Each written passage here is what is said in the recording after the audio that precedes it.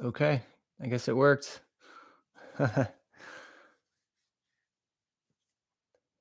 Did I misspell it again?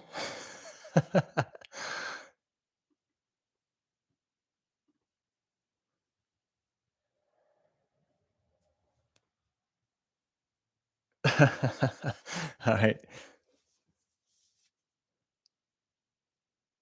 So we have India, Alabama. Let's see, Roro. Yeah, the LG Q8 or Q9FN. I'm sure LG and Samsung they would love that. Kentucky, cool. I've been there.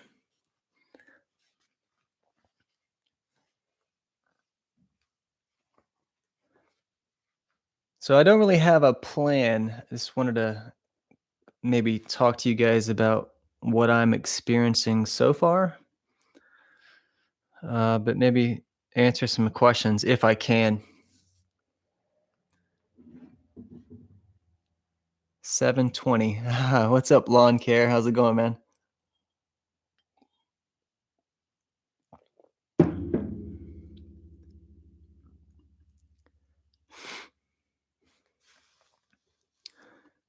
So it might be easier if you guys ask any questions or ask questions, and I'll do my best to answer them. Uh, Mothondrous. Last year's Q9. Um, I think I only saw 3 of them in person, and I didn't own it, and I didn't take it home. I just saw it. I got a private demo from a friend of mine, and last year's Q9F I thought was very, very good.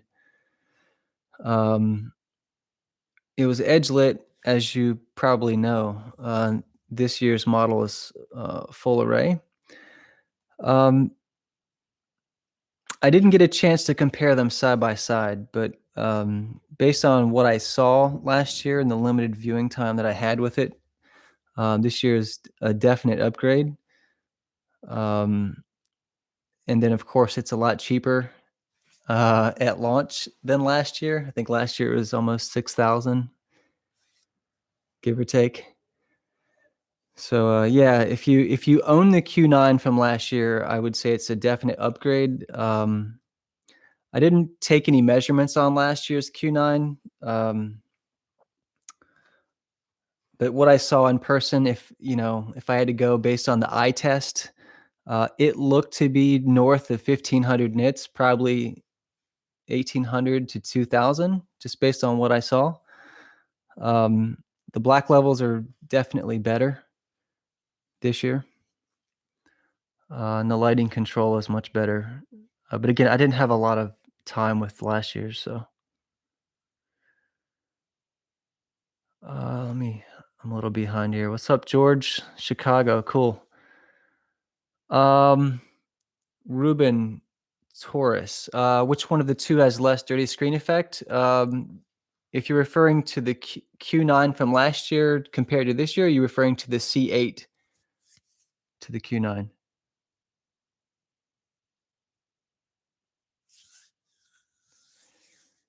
So Ruben, if you're referring to the C8 versus the Q9FN, the C8 has less dirty screen effect. It doesn't have any, actually. Yeah, there's no dirty screen effect on the C8. There's no banding on this particular one either. Juan from South Cali, what's up? Is the C8 noticeably brighter than the C7? No, I have them side by side actually right here. Um, I'm almost afraid to say this publicly, but the C7 is brighter than the C8. But the settings have changed, so I've calibrated both of them. Uh, Yeah, the C7, the highlights are a little brighter. It seems the C8's doing something. It's pulling back on the highlights a little bit. There's a different gamma curve too.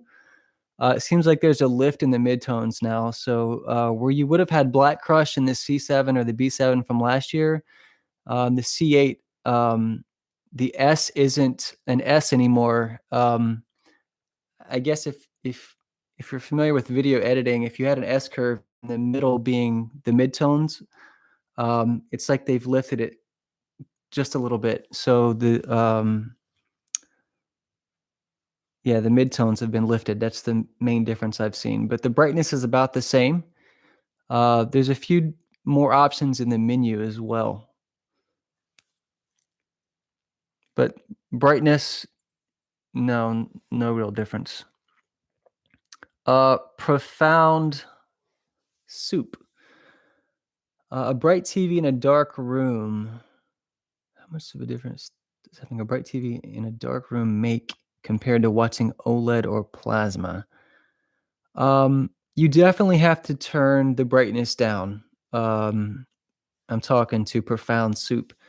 If you have a really bright TV in a dark room, it can hurt your eyes. So you definitely have to turn the brightness down. But um, HDR tone maps, both of these TVs have tone mapping capabilities. So if you're watching HDR, the brightness is kind of set for you if it's dynamic. Um, that is, if you don't override the dynamic tone mapping like I usually do. Beyond Infinity, which reproduces the most natural color? Um,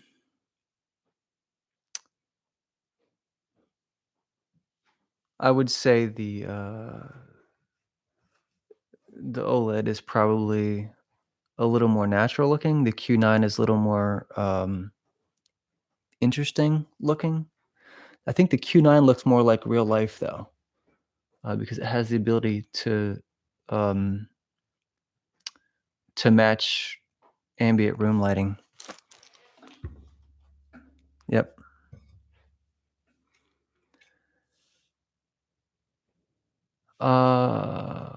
Vizio. Yeah, I think I am gonna pick up the Vizio full array TV. Born Distracted. The best movie to watch on the OLED and the Q9. Stranger Things is my go-to, but the Q9 doesn't support Dolby Vision, so that makes it a toughie. And I'm talking to Juan. But this Batman versus Superman is a good demo.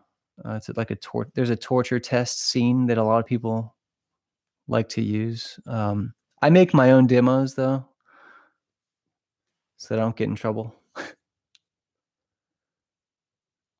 Jackie can either pass Dolby Vision via HDMI. The LGs can. Yep. Uh, the Samsung upgrade program. William, I haven't done that. No. Mothrandra's ABL a little more enforced to prevent. Um, I tested a few bright scenes and I didn't see really any difference in ABL. So it to me seems like it's similar to last year, nothing major. JD Mock, don't suppose the screensaver has an option to work on all inputs. The screensaver does work for the built-in apps. Um, but if you hook up your PlayStation 4, for example, um, the PS4 overrides the LG screensavers. So that was a mistake that Cody and I made. We we hooked up the PS4 Pro and walked away, and all the PS4 screensaver does is it slightly dims the screen. About gave me a heart attack when I came back to it like an hour later. The same thing was on the screen. Profound Soup, yeah, I do have experience with the Sony A1E. I would say the LG C8 and the A1E are about they're very similar.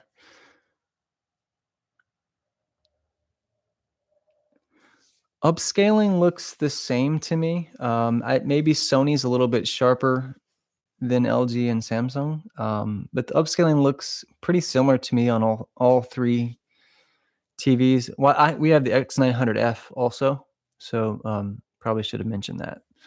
But the upscaling looks pretty similar to me across the board at this point. I'm sorry, Rust and Peach, what's your question? Let me see if I can scroll back up. Oh, going to get the Q9 or the Q8, is it worth the $800 jump? Um, it's brighter and it has more control, and then you have the One Connect box. Uh, I would grab it, but it'll turn the TV off and then it'll be dark in here. Um, $800 jump. Oof. Could you so I would say it's about 500 nits brighter, roughly. If that matters to you. The Q8 looks very good. It can compete with just about anything in terms of picture quality. People have been talking about black levels, or excuse me, the black bars not being able to maintain true black. What people are failing to talk about is different movies have different size letterbox bars. So you have 235, you have different size black bars. So actually, Netflix is playing behind me. Um, and you can see, like in Stranger Things, the black bars are tiny. I think the algorithm for Samsung and maybe for LG as well are probably the algorithm's probably written around 235 black bars. If I had to guess, I think that's the aspect ratio. Um, when the slim black bars are introduced, I think the algorithm doesn't know what to do, and so you do have a little bit of light spill into the black bars. I bet you a firmware update could easily fix it, but like, especially if you're off angle or you're sitting below the TV looking up at it, you can see light get into the black bars. So the Q8 has a little tougher time with that. Um, but I think where the LEDs are located, Samsung could easily correct it with a firmware update. So yeah, I think the Q8 is a fantastic buy. Absolutely, especially whenever the price drops. Let's see. So back to the A1E question.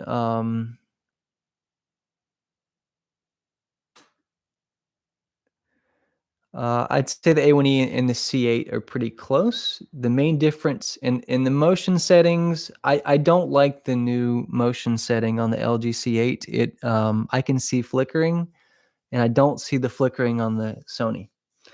Um, so Sony does a better job at black frame insertion from what I'm seeing. Um, I think it comes down to the interface. I like LG's OS way better than Android. Um, I think if you can find decent motion settings on the LG, I would get the C8 over the A1E. I really do not like Sony's Android operating, or not Sony's, but Google's Android operating system. I wish Sony would stop using it, but I get it. It's a cost savings thing. The other thing is the system on chip is still very weak on the Sony TVs. They're still using that 2015 MediaTek sock, which is driving me nuts. I wish they would upgrade it because it's slow and laggy, and so that just kills the A1E experience for me. Even the Z90, the 900F, like when you're navigating or using the TV every day, provided you're not using like an external cable box or Apple TV or something, but if you're actually using the built-in operating system, it's a little painful. If you've used other TV interfaces compared to Samsung and LG, the Sony interface is kind of painful to live with. So that factors into my decision and my recommendation pretty strongly. There's no way to make Samsung play Dolby Vision, not yet. Game mode on the C8. I'm still testing game mode, but it looks the same as the C7 and the B7. The black Masada, the blacks are very, very good on the Samsung. Sitting straight on, I think if you sit below it and look up, the blacks are lifted a little bit, and that's kind of annoying. No burn-in on the OLEDs. This is the fourth OLED. Picture quality, Geo, Jab, I'd say picture quality is about the same. Once you have the settings calibrated to your liking, if you had both TVs in your house, and if you learn the settings and get them dialed into how you like the settings, the picture quality is pretty similar. I think where the Samsung stands out is specular highlights look like real life.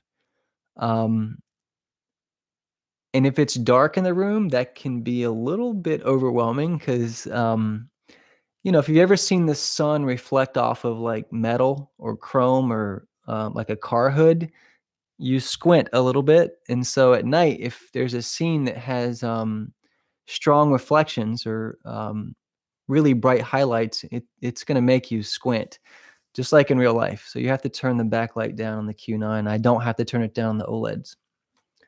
But the OLEDs can't do that. So that's the one thing the Q9 can do is it can almost match daylight. It can get pretty close. OLED can't, but the Samsung can't maintain the black levels in the black bars that the OLED can. So both of them can do something that the other one can't. Do I think the C8 is worth it? Is it as good as the C7? They're so similar to me. I don't see much difference in the two. I would say the main difference that I've seen so far, don't know if this will work. Well, if you can see, you see this? You can't. It's not showing up very well. Well, the new LG remote is better. They've improved the remote. It's easier to use. The little wheel is less. It's not raised as much as last year's. It's more responsive. I like the new remote a lot better. So that's the one thing that really stuck out to me, apart from like the 4 or 5 extra options in the menu. But game mode's pretty similar. Does LG own the patent? I lost the question. Does LG own the patent on OLED technology? They bought Kodak's patents, I believe. And they also bought their printers, which so I think LG bought all the remaining hardware that Kodak had, and that's why they're the only game in town. So I don't know if that's due to a patent or they're the only ones that have the actual devices. It's been a while since I checked up on that. I probably should look into it. George, yes, I have tested the Q8. It looks very good. It looks like a KS8000 to me, or actually it looks like a KS9000 with better black levels. That's the best way I can describe the Q8. Juan, has LG re-engineered the OLED screens to prevent burn-in? Nope, they have not. What they have added is a logo dimming feature. I haven't tested it yet. But there's a feature in the settings that allows you, it's just off, low, or high, I think. So it supposedly dims the logos when you're watching content. Ruben, which TV is better overall between the C8 and the Q9? It depends on what you like. I think the C8 is more customizable. I think it can be fine-tuned far better. Well, I wouldn't say better, but I would say the C8 is like a calibrator's dream. So if you want to do an 8-hour calibration on the C8 and get the colors perfect at every level for HDR and SDR, the C8 is what you want. So if you're meticulous about dialing in the color in your grayscale, um, I think the C8's the way to go. So that I think the C8's more for detail junkies, people who want to get every little ounce of detail you can out of the highlights and the shadows. I think the Q9 is more for someone who wants a more impactful image. So, it's almost like the C8 is like a not a Swiss Army knife, but it's more of a precision instrument. It's like a precision instrument, I guess. And the Q9 is like a sledgehammer. um, it just hits you over the head with highlights. And I think the shadows and the midtones are very, very good on the Q9. I think they're almost equally matched. The Q9, where it loses to the C8, is obviously light control. So occasionally, I'd say 1 out of 100 scenes, the Q9 just gives me the middle finger, and I see a little bit of uh, I call it screen wash. It's not light bleed because light bleed is like a defect. It just to me, it's just it doesn't have the level of control that the OLED does. So that said, I think the Q9 can compete or even beat the OLED in a lot of scenes, but they kind of go back and forth. But if you look at HDR, and I think the best example I've seen is called Altered Carbon on Netflix. The OLED is better when watching Altered Carbon. The Q9, it doesn't struggle with certain scenes, but if you have them side by side in the room, you can see where the Q9 has a little bit of haze near the black bars when there's really bright objects uh, on a well, actually, that entire series it's a dark, dark show with um, lots of strategically placed um, ambient lighting. Um, Yeah, the Q9, it does a great job with everything, really everything. But the C8 definitely is better at handling really complex scenes. So that's maybe the best way to say it. But you know what? The Q9 can play bright, like outdoor scenes, and it can hold that brightness, whereas the OLED can't. So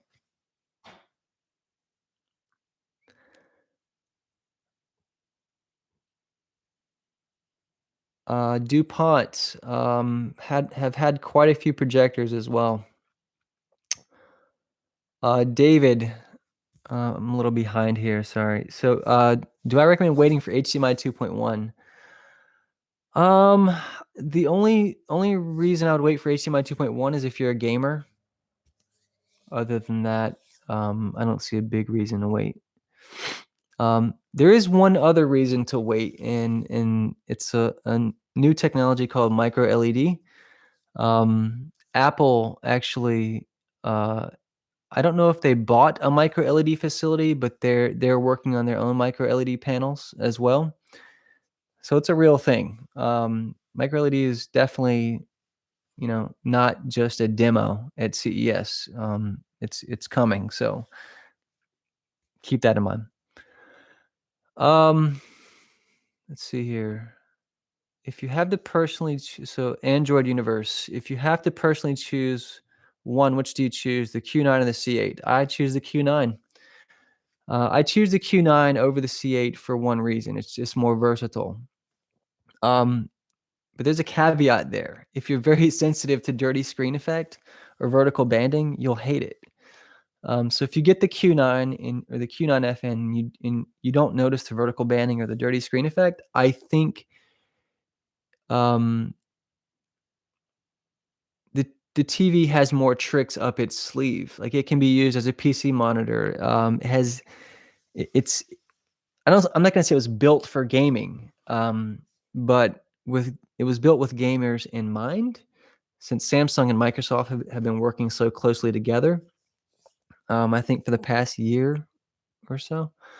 Um, and that's an important thing to note is Samsung is um, starting to keep gamers in mind, as they roll out firmware updates and as they build new TVs. So the fact that Samsung has gamers or gaming as a feature or um, it's even a consideration in their lineup, that could be a factor in just owning a Samsung overall over an LG because LG doesn't really even talk about gaming that much. Um, I mean, they both have similar input lag. The Samsung feels a little faster. So I use a Logitech G900 gaming mouse. Where is it? So when I plug it in over USB, or even if I hook my laptop or computer up to the Samsung and the LG, the Samsung is faster and smoother than the LG, just a little bit. The Samsung TV prices will drop in June, most likely, George. The peak brightness of the Q8 is about 15 to 1600 nits, Chris. 10% window. Do I know of any TVs coming out with G-Sync? DuPont. Yes, NVIDIA has a TV. They have their own TV that they. Um, oh, you said or that sync will be supported by the Xbox One. So the Q9 actually. Um, sh- you know what? Does it support FreeSync? FreeSync is AMD's version of G-Sync. It's disabled. Like I'm in the developer program with Microsoft, so I have it on my Xbox. I can see the VRR feature and I can see the FreeSync feature, but when I plug it into the Samsung, it's not enabled yet. It's still grayed out. Sharon, the Q9 is better for gaming. Two reasons. It maintains its brightness in game mode, whereas the C8 does not. Um, HDR is a little more impactful in some games. Um, the C8 has more depth, I think. Obviously, down as you get, if you play really dark games like Doom um, or Resident Evil, games like that, the C8 um, probably has a little more pop.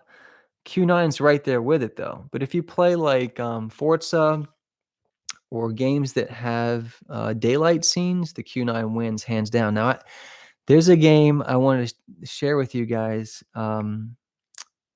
It's called, hang on, let me tell you. Hang tight. Sea of Thieves. So I've been playing Sea of Thieves on Xbox, and that game is a torture test for your TV. So if you have vertical banding or any problems with your TV, Sea of Thieves will bring it out. But oh my God, that is the most beautiful game I've ever seen, hands down, any console, any generation, period. The Sea of Thieves is beautiful. It's got daytime, nighttime, you got moonlight, like moonlit scenes, you have like thunder and lightning in the background. It's amazing. And I played it on all three of these TVs. It looks great on all of them. All right. Sorry, I'm getting a little off topic here. Sharon, did I answer your question? Okay. Hey, Beyond. Take care. Thanks. Hope to see you again soon. Wow, I'm way behind. Sorry, guys. The new Z9D is coming soon.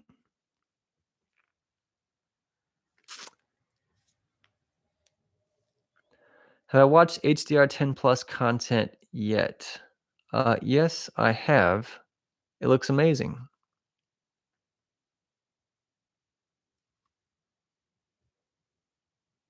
The HDR10 Plus content that I watched is obviously Amazon. So it was Grand Tour. It's episode 2. Season 1, episode 2 is my go-to video for testing TVs. And that was for Profound Soup. Sam Lindsay. I watch a lot of movies, TV shows, watch almost everything in the dark. Would the Q9 be too bright for me? If you watch everything in the dark, you should get the C8. But the thing that sticks out to me is TV shows. So if you watch a lot of Sam Lindsay, if you watch a lot of content with logos in the bottom lower third, you might want to go with the Q9.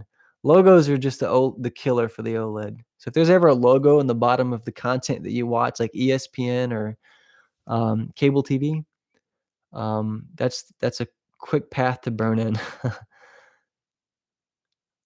Is the QLED much brighter? Amel de. Yes, the QLED is way brighter. It makes the OLED look like it's turned off.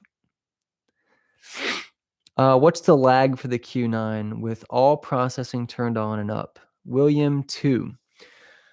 I play games and watch movies. Would you recommend OLED or QLED? If you're a gamer, QLED. Get the if you're a gamer, get the QLED. I'm just gonna throw a blanket statement out. If you play games, if you're more than a casual gamer, get the QLED. Period.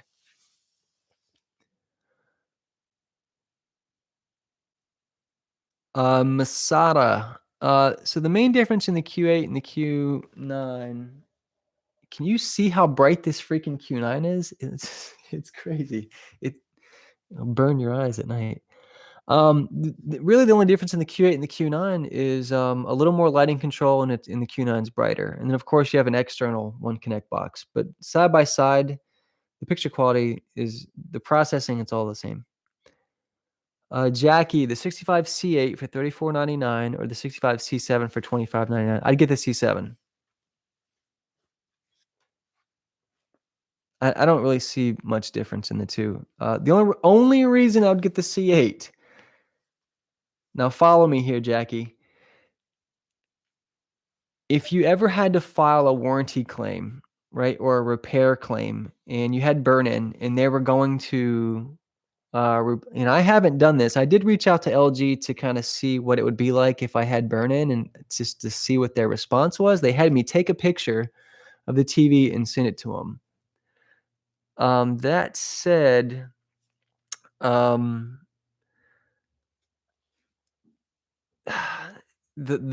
delta between $25.99 and $34.99, I mean, they might charge you $1,000 for a replacement. I don't know. I do wonder what LG would charge you for a replacement.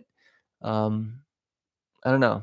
C7 with a warranty is probably what I would get over a C8 at that price.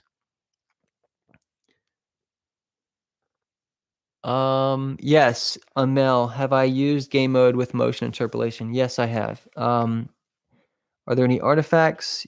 Yes, there are. A little bit. It's not bad though. Nick, sorry it's taking so long. There's a lot of questions here. Will Sony put out a 930F? I need one more TV, and I have the 930E. Was wondering if I should wait for the 930F.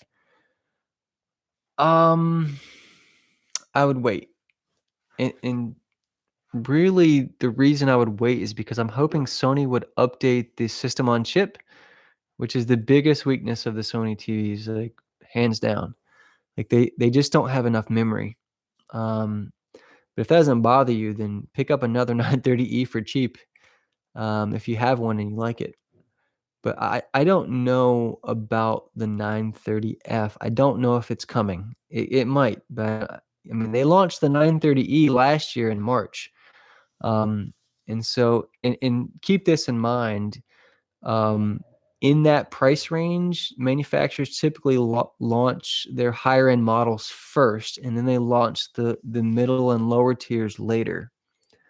So, and you can see that with Sony, they're just now rolling out other models, but they rolled out the 900F straight away and the A8F. Profound Soup, coming from the Panasonic, the VT50 Plasma from 2012. Would you recommend going to LED like the Q9? If you're a plasma owner, probably go with OLED. Um, I mean, the Q9 is great, but I think you're probably used to those tasty viewing angles. And that said, you probably won't get that with the Q9. I don't think they're on par.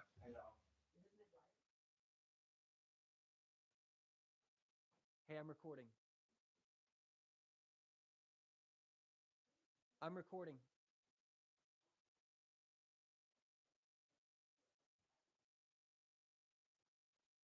Hang on one second.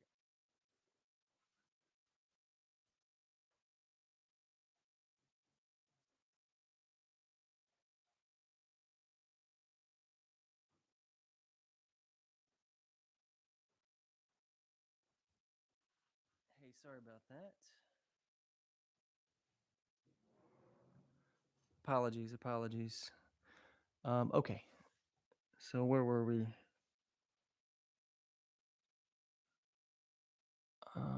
The VT50. Can you guys hear me okay? I just changed the mic level. Can you hear me okay? Is the level off? It's okay? Okay, cool. All right. Oh, is it lower? Thanks. Is that better? Okay, cool. I'm a little behind here. Let me back up. Uh The Q9FN, is it a huge upgrade from the KS8000? That's a loaded question. I would say so. The KS8000, I would say it hovered around.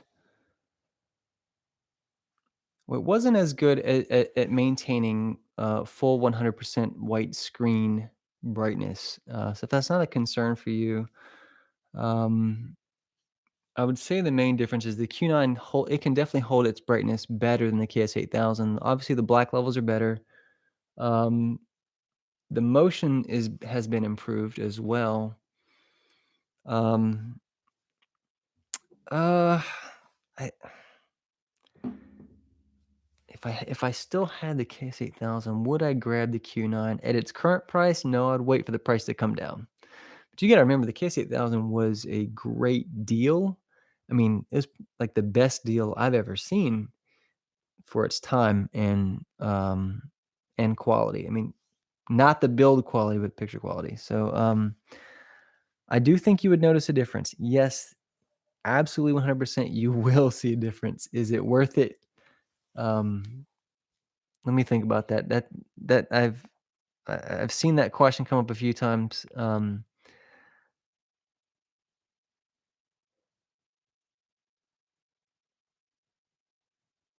I think sorry, I'm seeing messages come in. Uh, would I upgrade from the KS8000 to the Q9FN? Yeah, I would. Is it worth it? I mean, I don't know if it's a night and day improvement. Um, you use the word huge upgrade. So that qualifier right there makes it hard for me to say that it is, because I don't know what you'll notice. I'm I'm pretty OCD with TV, so I definitely notice it immediately. Um, it was much brighter. The blacks were darker. Um, yeah, if it's worth it, I don't know. Depends on your budget, I guess. I think about it honestly, if you're a KS8000 owner, I might wait till next year. There you go. LG has black frame insertion on game mode with no hit to input lag. That is correct. Truth. So I have pushed the motion settings to the max in game mode. There's absolutely no difference in input lag. It is really fast with it on or off. Chris. Last question. Do you think Samsung will offer a new One Connect box for the Q9? No, I don't. I have a feeling that the new micro LED TV, the Q9 or the Q9S might get it. I don't think they're gonna I don't think any of these manufacturers are offering upgrade paths. I wish they would. Makes total sense. They could get more money out of us. It just isn't looking that way. Born Distracted, is Samsung the most reliable with firmware updates? Reliable? I don't think any of them are reliable. Um, Sony, LG, and Samsung have all made mistakes with their firmware updates. All three of them. I don't think any of the three companies are particularly amazing at software in general. Um, I mean, I've worked with Samsung in the past as a vendor. We partnered with them on mobile apps, and so I'd say Samsung has a better software in-house software team than any TV manufacturer. Just they just have a bigger infrastructure. Um, LG is pretty damn stable though. So I would say, phew, Samsung is probably not, and Samsung and LG are probably tied for best firmware or best software. Um, Now, strategically, the decisions that they make with their firmware, it's a whole different topic. Do they make good choices in prioritizing their firmware updates? Eh, uh, not always. Hey, George, thanks. I appreciate it. Hi, the only thing keeping me from going OLED is HDR. Everyone says LEDs are way brighter and better. Uh, Joe Pedro? Joe Pedro? So LG supports more formats, right? LG supports everything. They, I mean, is in terms of HDR support, LG is the king. I think in terms of uh, impact, mm, it depends on the content that you're watching. Um, I think they're close. I mean, they're very. When it comes to HDR, they're very close. Obviously, the OLED has more control, right? Um, and that said, uh, you know, if it has more control, then you can see more details in the specular highlights, more detail in the shadows, right? So if you're a detail junkie, OLED's the way to go. If you want a more impactful, um, well, actually, hold on a minute. Let me show you something funny. Well, I don't think it's gonna work. If you want a more impactful HDR experience, I think it depends on what you're watching. But HDR in general, by design, is meant to have a dark, like the room I'm in right now. Like, see how dark it is in here?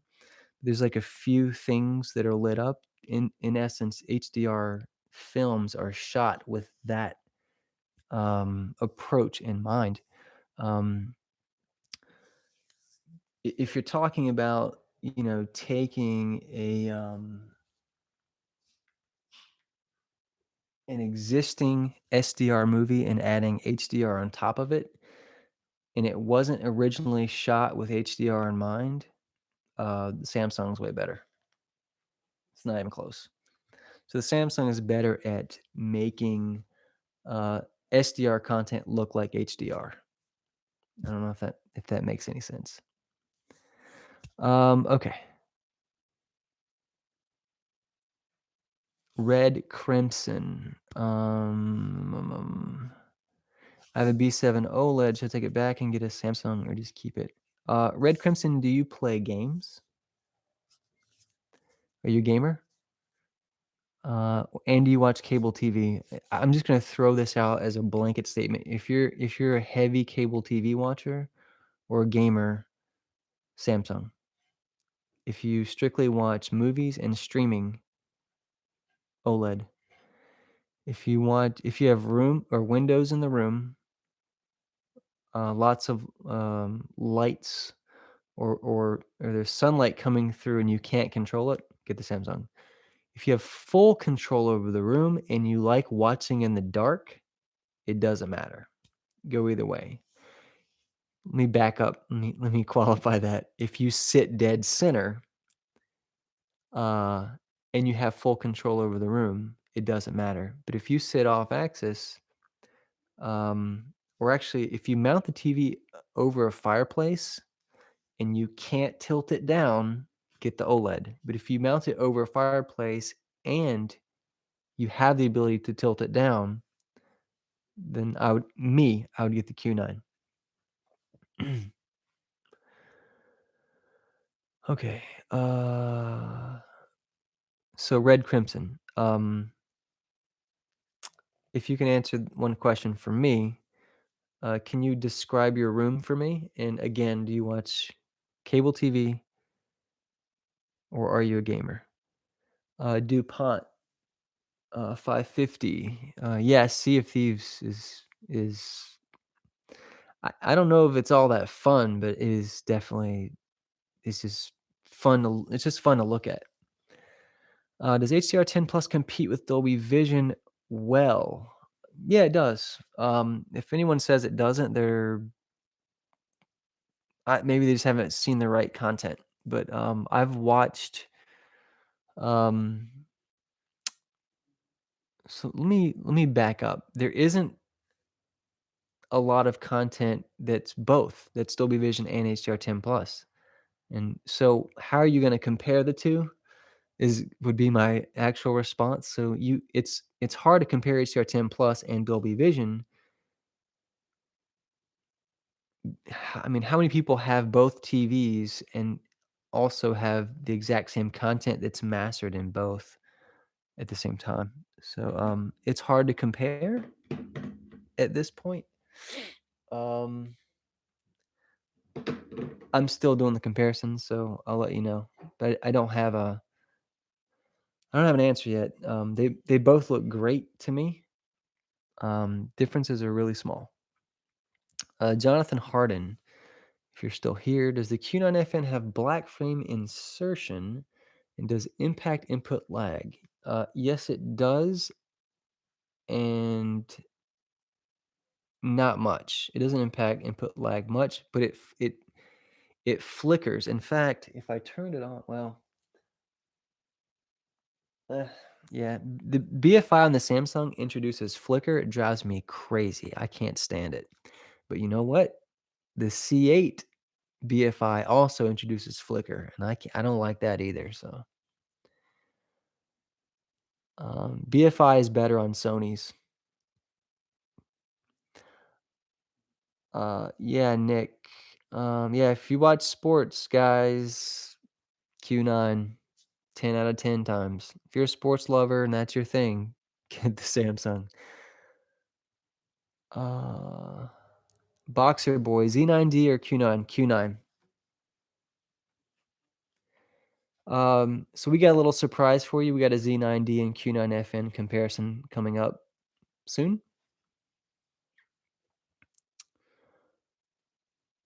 Uh, but yeah, between the Z9D and the Q9FN, Q9 for sure. Does the Q9 give off a lot of heat? Uh, no, it doesn't. No. The Q9FN is $6,000 cheaper than last year's Q9F. Kyle. Plus, it's supposed to support both FreeSync and HDMI. Forums, VRR.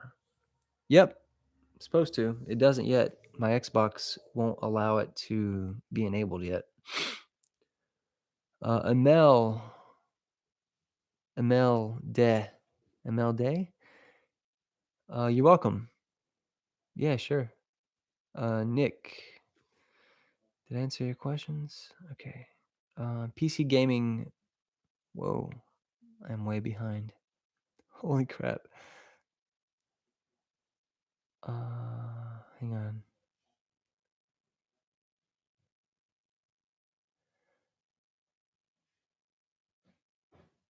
There is no 930F, that's correct, not yet. Not saying there won't be. Um,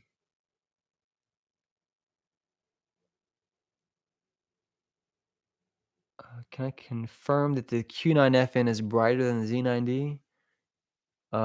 They're close. I think it depends on which Z9D you're comparing it to. Oh,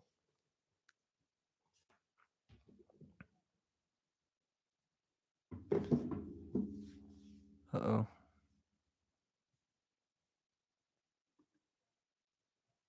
Did the live stream die?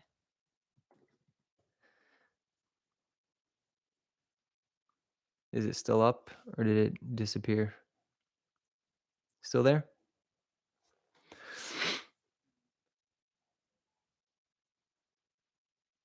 Oh, still on? Oh, okay.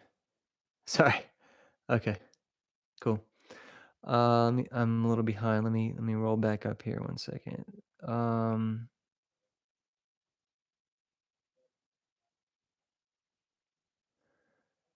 so I don't know if a 930F is coming. I do know another Z9D is on the way though. It's not going to be called the Z9D though.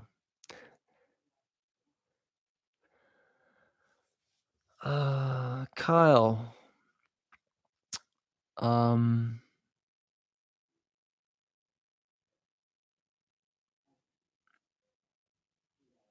yep. Do I th it's hollow in. Do I think the Q8FN is that different from the Q9? No, they're pretty close. The Q8's really good also. I like both of them. If I was really worried about budget, I would definitely have no issues going with the Q8. If you're OCD like me though, um, you might wanna get the Q9. Uh, so Evil Nilla's what do I think about the difference in reflectivity? So reflections, the C8 is better at reflections. The C8 has a deep dark coating on it. I mean, it's like a black mirror. The Q9, it has a so the Q9's better at deflecting sunlight than the C8, but the C8 is better at deflecting stuff in the room. So it's like can't win. So the C8 looks like a mirror and it reflects like little things in the room, but it doesn't reflect the walls and it does not reflect the ceilings. The Q9 does. So the Q9, I think, I don't love the coating on it. Be very honest about that. The Q9 coating, I think, in a room that's lit like this, um, if if the screen goes black, you can see the white ceilings in the reflection. You can't see the ceiling in the C8 or the B7 or the C7. So I have a love-hate relationship with the coating on both of them. Uh, yep, Truth X, the TCL is my favorite budget TV for sure.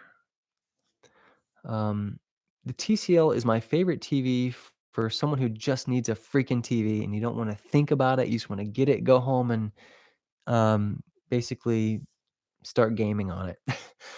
um, so yeah, I mean, nothing competes with it in the price range. Will Samsung offer Dolby Vision? We'll see. They probably will. I think they will. What do you think the price drop will be on the C8 on Black Friday? The 55-inch will be probably 19.99. The 65-inch will be 27.99. C8. Yeah, 27.99 for the C8. Yeah, 27.99 for the 65-inch C8 on Black Friday, and my prediction for the 55-inch would be 17.99.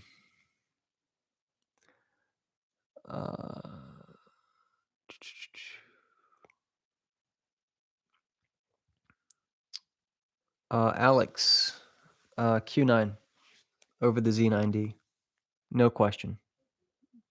It isn't even a debate. The Q9 has so many things over the Z9D. It's got a better remote. I mean, really, this thing, just controlling it every day with this just makes it such a joy.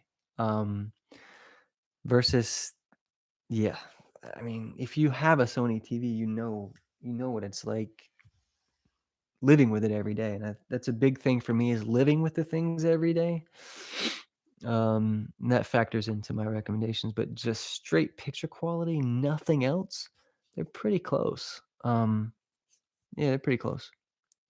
Even the motion has been improved on the Q9. God, this is bright.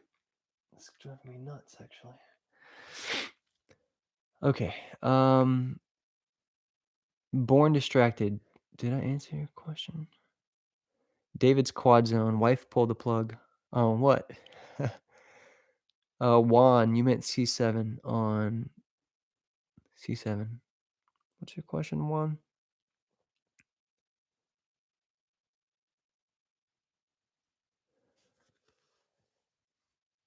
Do I think the Q9? I think the Q9 is better.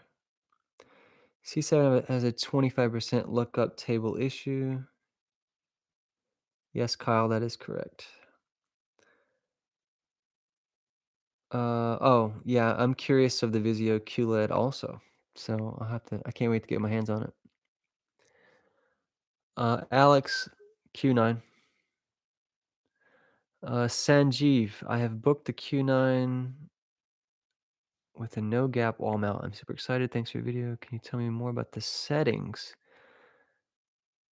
Yeah, I'm always hesitant to share my settings because once I calibrate it, I deviate from the calibration to kind of arrive at the image that I like. So like if you look at AV forums and other sites that share their settings, my settings are a little different, because my goal is to match their room environment. So I actually put up a live camera, or I'll take a photo. So I like to line up like an apple, an orange, a lemon, like real live um, things in the environment, and I put a 5500 Kelvin light on it, to match daylight.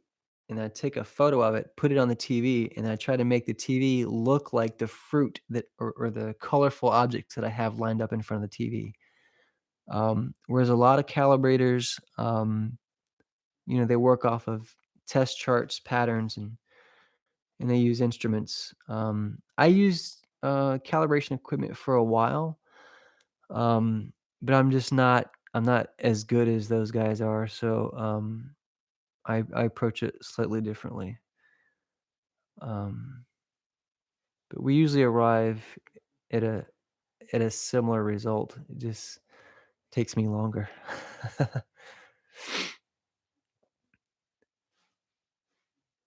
Boxer boy, which TV is best for standard 480p or 720p? So I have the NVIDIA Shield Boxer. Um, and oddly, I do have 480p and 720p videos. I would say they're pretty close, but Sony is better. Coming from like 480p and 720p content, Sony I think is best. At upscaling content, um, that's that I don't want to say it's bad quality, but um,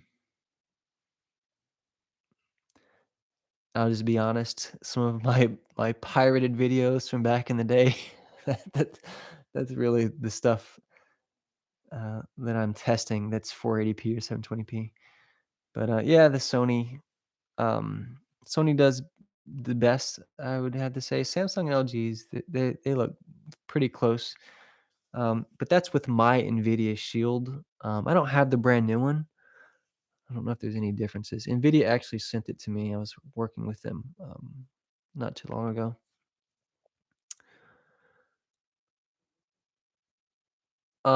Brian Rivera. So the Q9FN to me does look clearer. It looks more clear than the Z9D. The Z9D looks a little blurry compared to the Samsung. It's weird. I don't know how to explain it. Probably a terrible explanation. Juan Reyes? My next TV will be dedicated to physical media. Okay. Oh, dark room on an Oppo. So if you're using dark room settings, and you're using an Oppo, that immediately tells me that you're watching just movies. So get the OLED.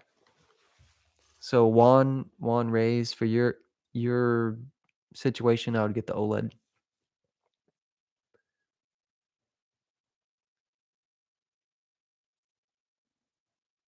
I can show you, Kyle. I can show you Xbox. I can show you VRR in FreeSync here shortly.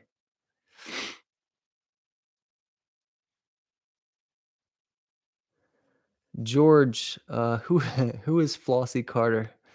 I've heard the name. I don't think I've met him though. Um, how does HDR gaming look on the C8? It looks good. It looks exactly like the C7. It doesn't look any different.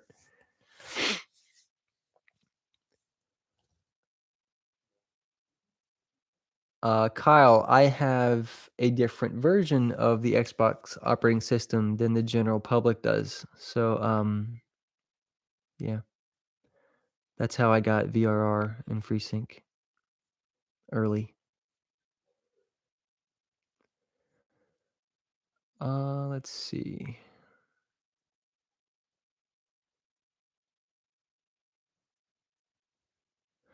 Victor Velasquez. Will the Q9F update to a 2.1 HDMI 2 later?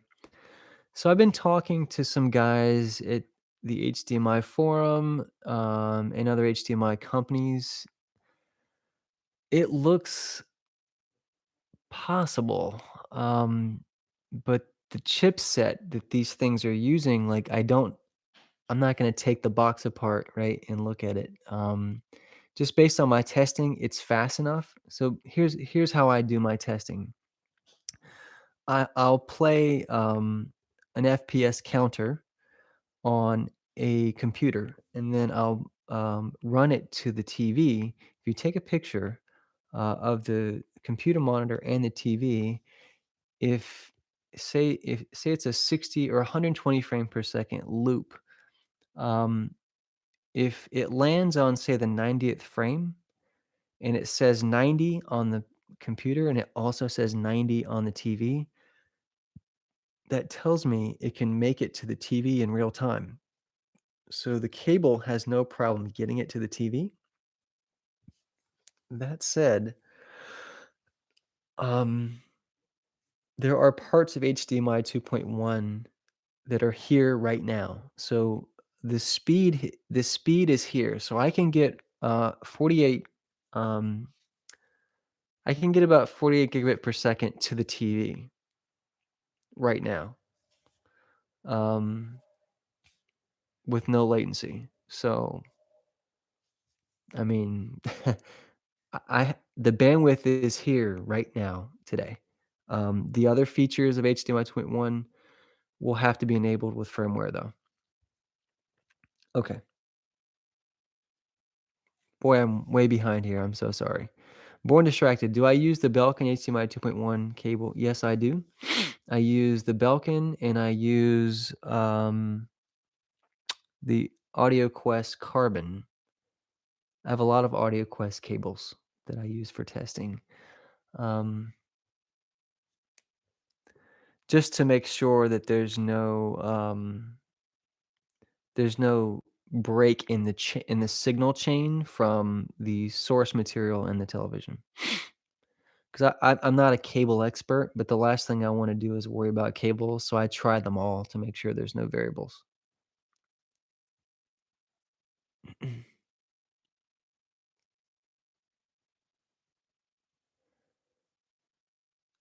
Force, I think the new Vizio TVs are promising. We'll see. Hey, Damon, what's happening? The Q I choose me personally, I choose the Q9FN over the C8. The C8 looks exactly like our C7 and B7. Doesn't look any different, just a slight gamma change. Does HDMI 2.1 cable make HDR brighter right now? No, it doesn't. Nothing can make the TV brighter. Um, it except your settings.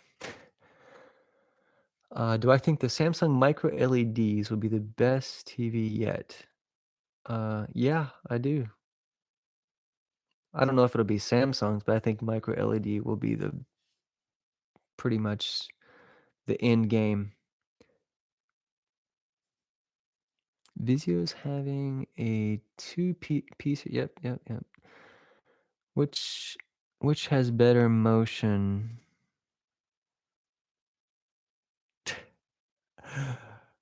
Uh, let's see. I hope Samsung 2016.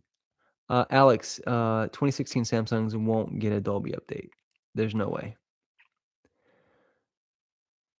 Which has better motion in game mode?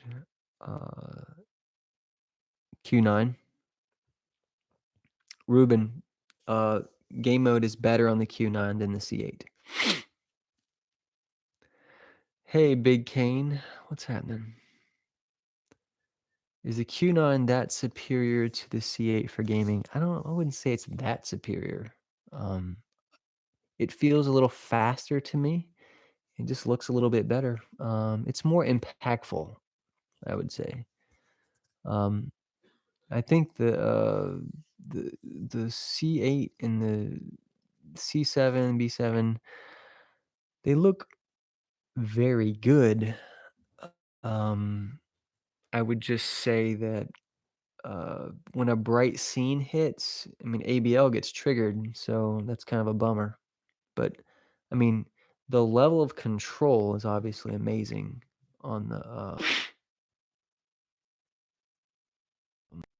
Oh, did the feed die? Big Cane. So would I get the budget Vizio or the TCL? I'd get the TCL. I like Roku better, and it's so fast for gaming. Um, yeah, like for gaming, the TCL is probably my favorite budget TV. Actually, I wouldn't even qualify it with budget. I mean, God, it's like a monitor. It's so fast. NV, does the QLED 8F have a one connect? No, the Samsung Q8FN does not have a one connect box. Flossie Carter is funny. I guess I have to look him up. Adam Nelson. Hey, William. Thanks. I appreciate it. I appreciate it, man. How's VRR so far? Damon Marable, um, I hate to say it, but VRR has not been um, enabled yet. It's still grayed out for me. So I haven't tested VRR, but I gotta say, I haven't needed it. At least with the Xbox One X, I am not seeing screen tearing at 60 frames a second. So, I mean, the TV is the input lag is so good, but I'm not seeing screen tearing. I'm not seeing any frame drops, like nothing. It's perfect as is. I don't even know if I would care if VRR arrived, but when they open it up for me to test it, then I'll let you know. But I haven't tested VRR or FreeSync yet. It's great. It's grayed out in the menu. Boxer Boy. I watch in dark room, TV shows, and films on NVIDIA, and gaming have avoided upgrading to 4K due to my specific requirements. Point me to one. Um, if you watch in the dark and you're watching movies, and if you're watching on the NVIDIA Shield Boxer, um, I mean that's your interface, right? NVIDIA Shield is an Android box, so um, I don't think the NVIDIA Shield. I don't think you'll use it, to be honest. Boxer, in my opinion, if you ended up buying, say, the Samsung TV, I don't think you would use NVIDIA Shield anymore unless you have the gaming service that comes with it. What doesn't come with it, you pay for it. So if you're paying for the gaming service through NVIDIA, then that's a different story. All right, William, take care.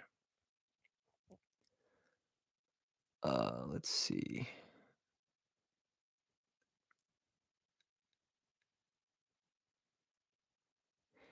Envy, yeah, Q8's great. I mean, I don't think anyone who gets the Q8 will feel like they're missing out by not getting the Q9.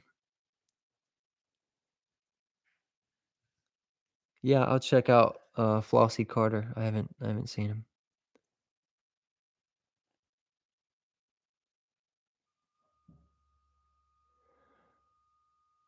Let's see, eyeballing yep, yep.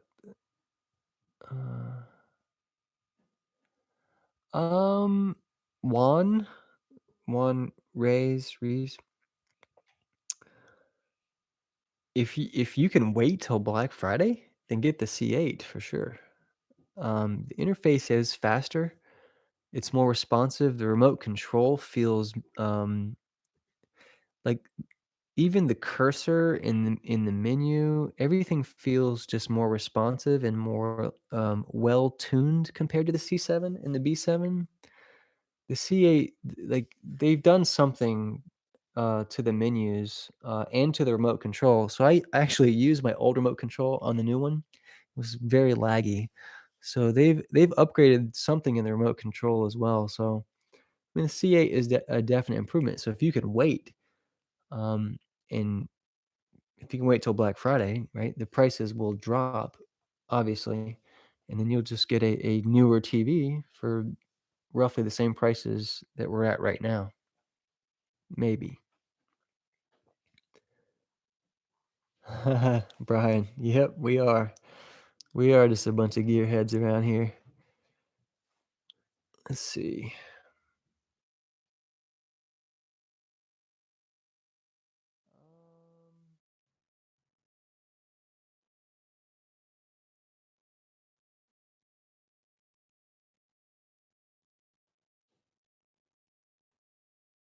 I would say,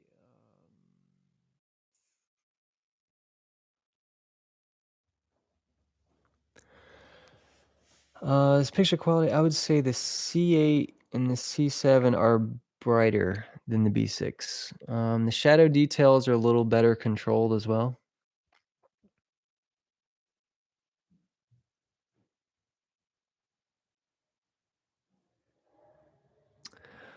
Kyle, that's not actually true. The manufacturing process for OLEDs won't change until next year. The Q9S comes later this year. Their naming conventions are confusing.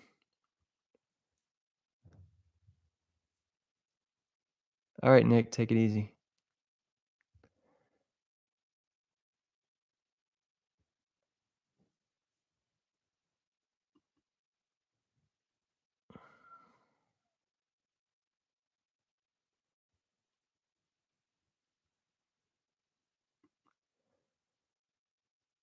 Let's see.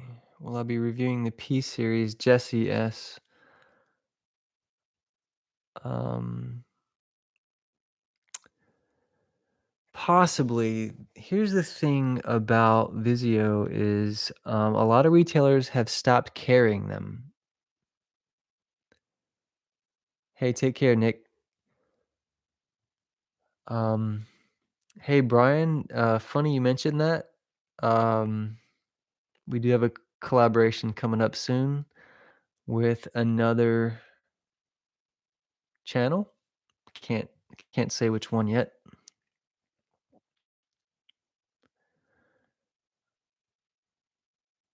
Let's see. I thought the C8 was supposed to be much brighter than the C7. I'm sorry, Ruben Taurus. In games because dynamic tone mapping can be enabled. Yes, there is a new feature called. I think it's actually what it's called. I can show you right now. Uh, I don't know if you guys can see this. You may or may not be able to see it.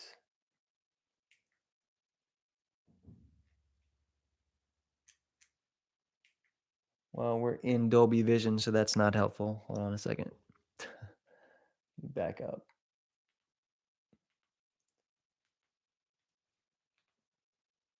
Okay. We flip over to. Well, actually, I think I can just do it from here.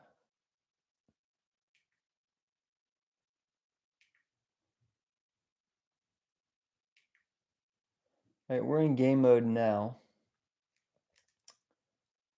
And the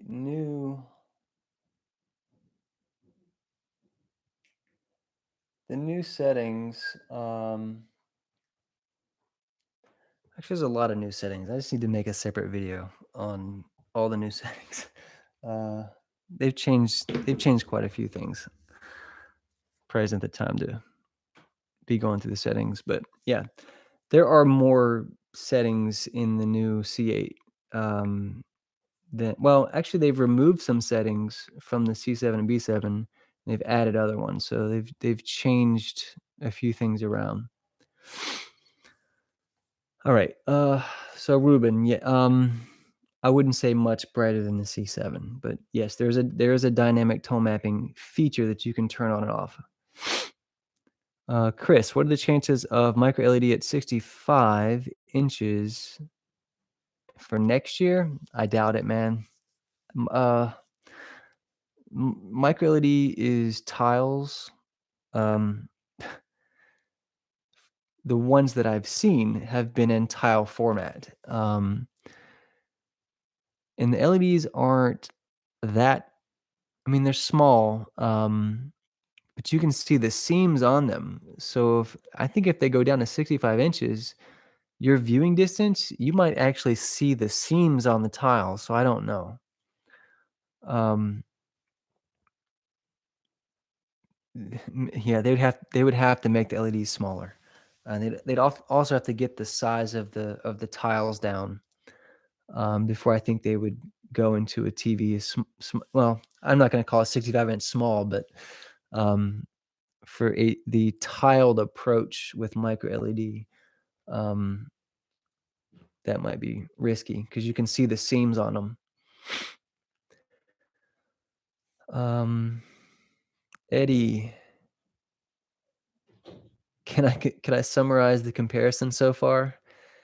Yeah, the C8 looks exactly like the C7. It's the mid-tone. There's a boost in gamma or right in the middle of the curve. And I took some pictures. I'll share some pictures with you guys in another video. But y- right at the floor of the shadows, not all the way at the bottom, but if you had a grayscale chart, and so you had zero, the darkest tile on the grayscale chart is black, right? I think there's a boost in maybe the second and third level of gray. That's the biggest difference I'm seeing. So there's a mid-tone lift on the C8 compared to the C7. The C7 has brighter highlights. Makes no sense to me. Also, the menu, so the LG C8 has toned down the brightness of the menu as well compared to the C7. So the C7 has a blinding menu, especially if there's the options are white. In terms of picture quality, they look the same to me. I'm not seeing a big difference. And I mean, I don't know how good your vision is, but I put my glasses on and I got in there and I pixel peeped and I didn't see I didn't see a huge difference. So if anybody says there's a major difference in the C8 and the C7, I might call BS. I think the thing that the C8 gives you is more control for calibrators. So you can dial in the TV, I think, much better than before. It's probably a horrible way of explaining it, but it seems like more of a calibrator's TV than your average consumer. But in terms of brightness, they look about the same.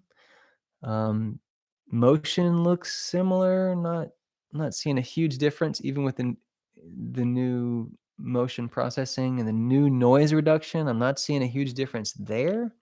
When I say I'm not seeing a huge difference, I mean at like 6 to 9 feet away.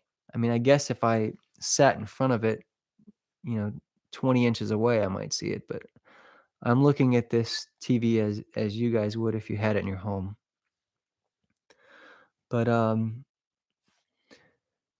let's see. If you have specific questions, Eddie, just feel free to ask, and I'll do my best to answer them. Colby just set up the C8 today. Build quality is great. WebOS is smoother. Yep. The contrast is funny. Yeah. You know what, Colby? I'm seeing there's some weird thing. I feel like the TV is more dynamic. It's doing strange. The C8 is doing strange things. I think that's why there's a delay in the professionals coming out with their settings. Um, just based on what I'm seeing right away, it seems harder to dial in. Even if I use the exact same settings from the C7 or B7, it looks different. Um, the same settings don't work from last year. So LG has a new approach to um, dialing in the picture quality from their menus and options. When you say loss in detail, um, I have an assumption on what's causing that. If you turn noise reduction off and turn MPEG noise reduction off, your detail might come back. But they got rid of a feature, and if you look on the 2017 model over here, the setting that they got rid of is actually one second, and I'll show you.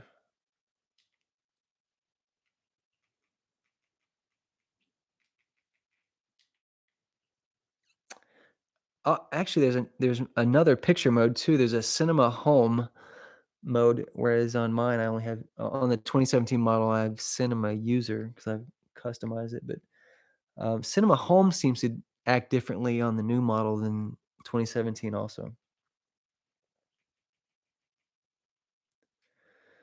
So, uh, edge enhancer is gone on the 2018 model, and super resolution is gone, I believe. Yeah. So those are um, two settings that I noticed straight away that are missing. So it does seem like we have less control over clarity. Sharpness and clarity are two different things. Um, from an image processing standpoint, in my opinion, and I don't speak Korean, even though my ex is Korean. So I would love to talk to an LG engineer if they would ever reach out to me. I'd like to understand what these TVs are doing behind the scenes. but I can only speculate.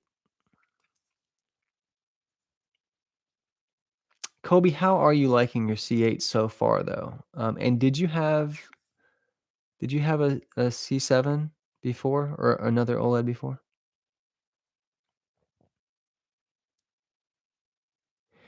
Boxer boy,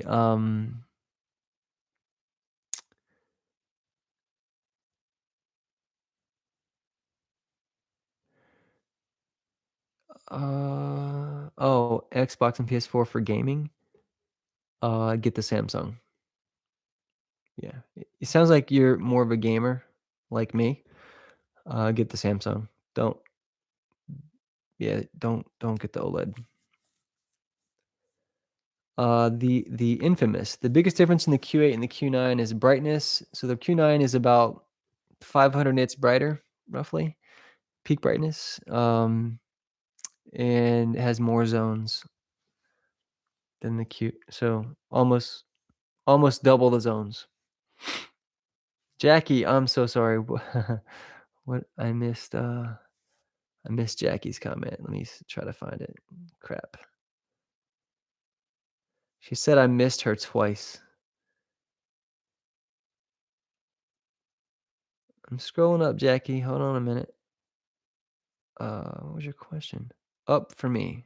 All right, keep going.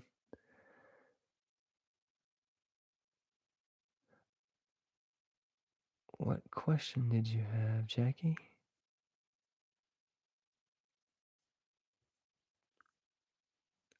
Crap. Oh, six. Oh no, I answered the question. Yeah, 65-inch C8 for $34.99 or the 65-inch C7 for $25.99. Based on what I'm seeing, if you need it right now, if you had to get one today, I'd go $25.99 C7. If you have patience and you wait for the C8 to come down in price, then I would wait.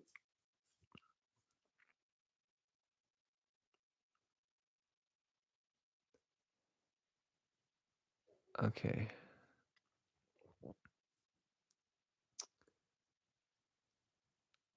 Eddie, did I don't know if I answered your question.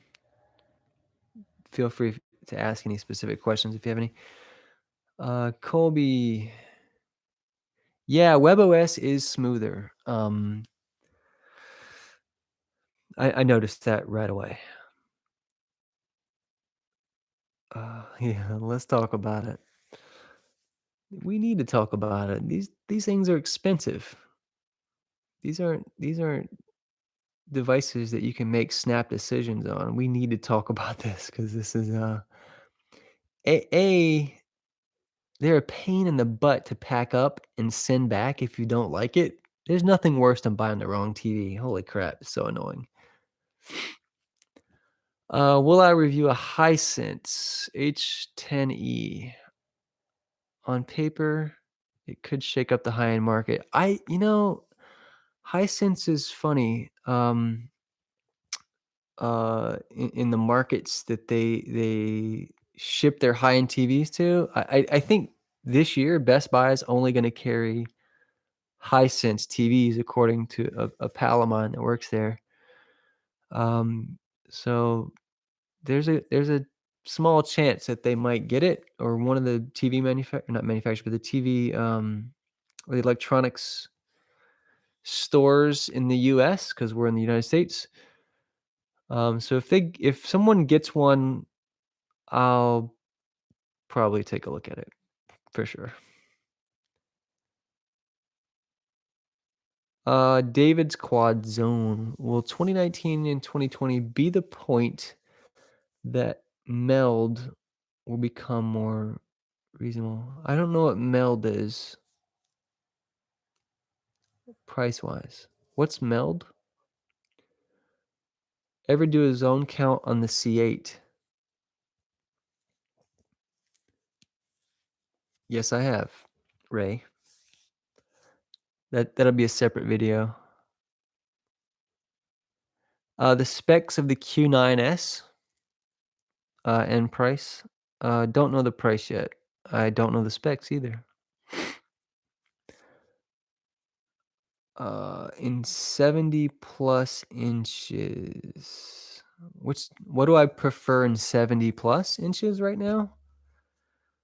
Um, what's your budget? And that's Clizzle of 420? Tell me your budget first, and then I can better answer that. Eddie, so between the C8 and the 2010 Q9FN, which do I enjoy more? Q9, hands down.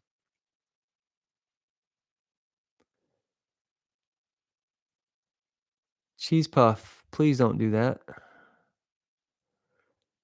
Which is better for SDR, the C8 or the Q9? Q9. Q9 makes SDR look like HDR. It's actually the if you've ever seen the X930E, and how it makes SDR look kinda like HDR, the Q9FN has a similar effect.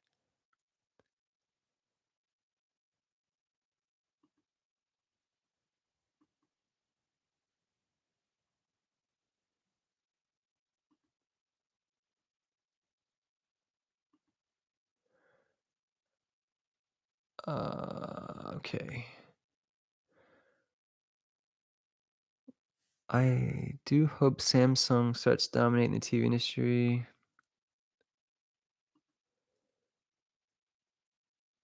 I'm trying to catch up.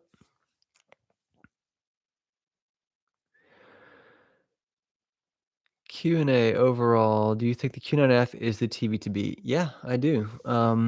I think the Q9FN is going to be the king of TVs in 2018, but I think once it goes through Arting's review, it's gonna get beat up. Like, its overall score is gonna take a hit, due to uniformity. Um, Also, a lot of the reviewers that measure these TVs with local dimming off, uh, I you can't turn, uh, local dimming off on the Samsung completely. It's always doing something. I actually don't know how anyone measures ANSI contrast on it on the Q9, 'cause, uh, it's local dimming's always on, even if you turn it off. I mean, I can tell it's still doing something, so I don't know. I think in terms of, like, the ratings, as the professionals start posting, their scores and reviews, at the end of the year, um, considering the TVs that are out right now, there's more TVs coming, by the way. So considering what we have today, the Q9, I think, is the best. I think it's better than the C8 for one reason, it's more versatile. And when I say versatile, here's what I mean. Um, I can recommend it to a gamer. I can recommend it to someone who watches cable TV without, qualifiers. I can recommend it to someone who watches movies in a dark room. I can recommend it to someone with bright windows or bright sunlight coming into their room. The only person I can't recommend the Q9F to, there's two types of people. Um, uh, Detail and light bleed fanatics, like anyone who would be um, anyone who would be instantly annoyed by any tiny little bit of light bleed into the black bars should always stay with OLED. Um,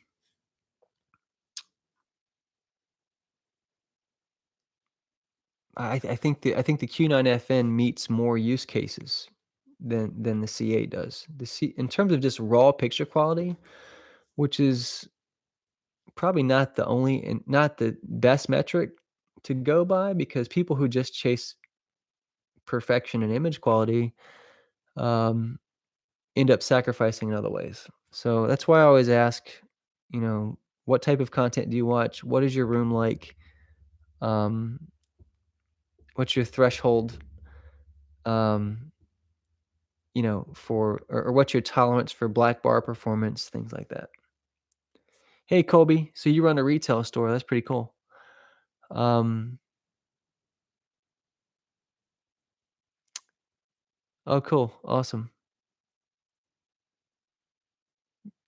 Yeah, um, yeah, I think, the C8 and I'm not a professional calibrator, right? I'm not a professional reviewer either. I'm like the living with it every day guy. So I'm more interested in avoiding buyer's remorse.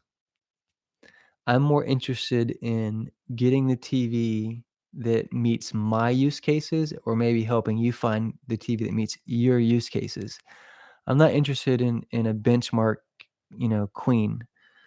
Um, because having, right out of the gate, we knew the X930E was special last year, but we know it's not for everybody.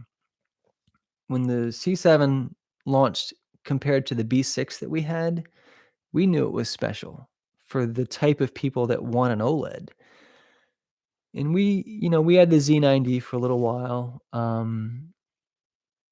and various other TVs.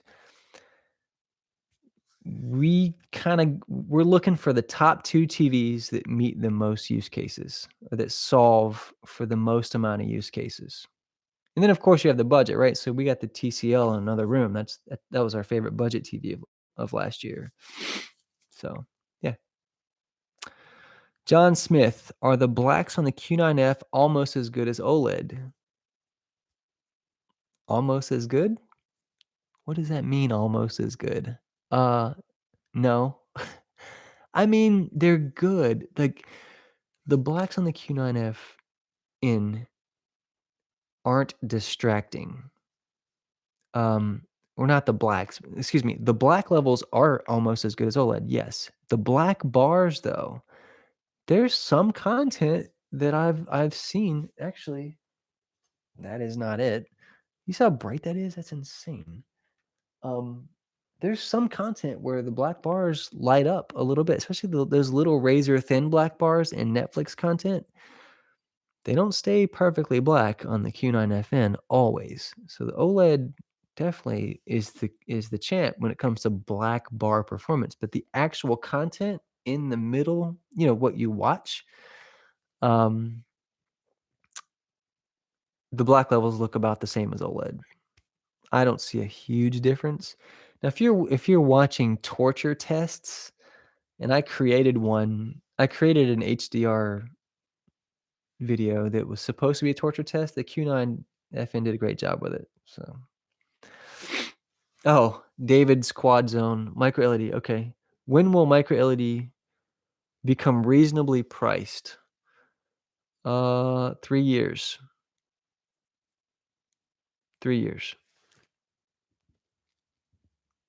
When you say reasonably priced, do I think it'll make it to mid market or mid level TVs? I say 3 years. But here's the thing that people aren't considering with micro LED. The manufacturing process is insanely difficult.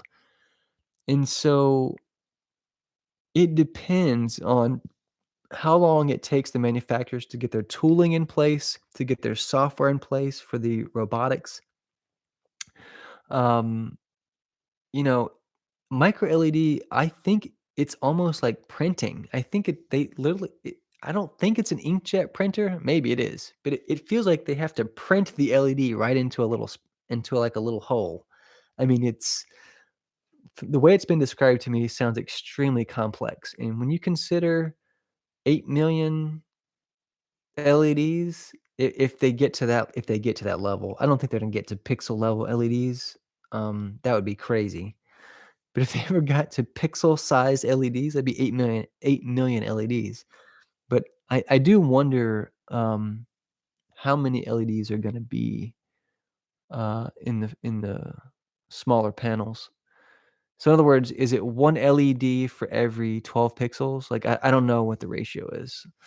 So depending on how efficient their manufacturing process, or what efficiencies can be realized within the next few years, and then the density of LEDs will dictate the price.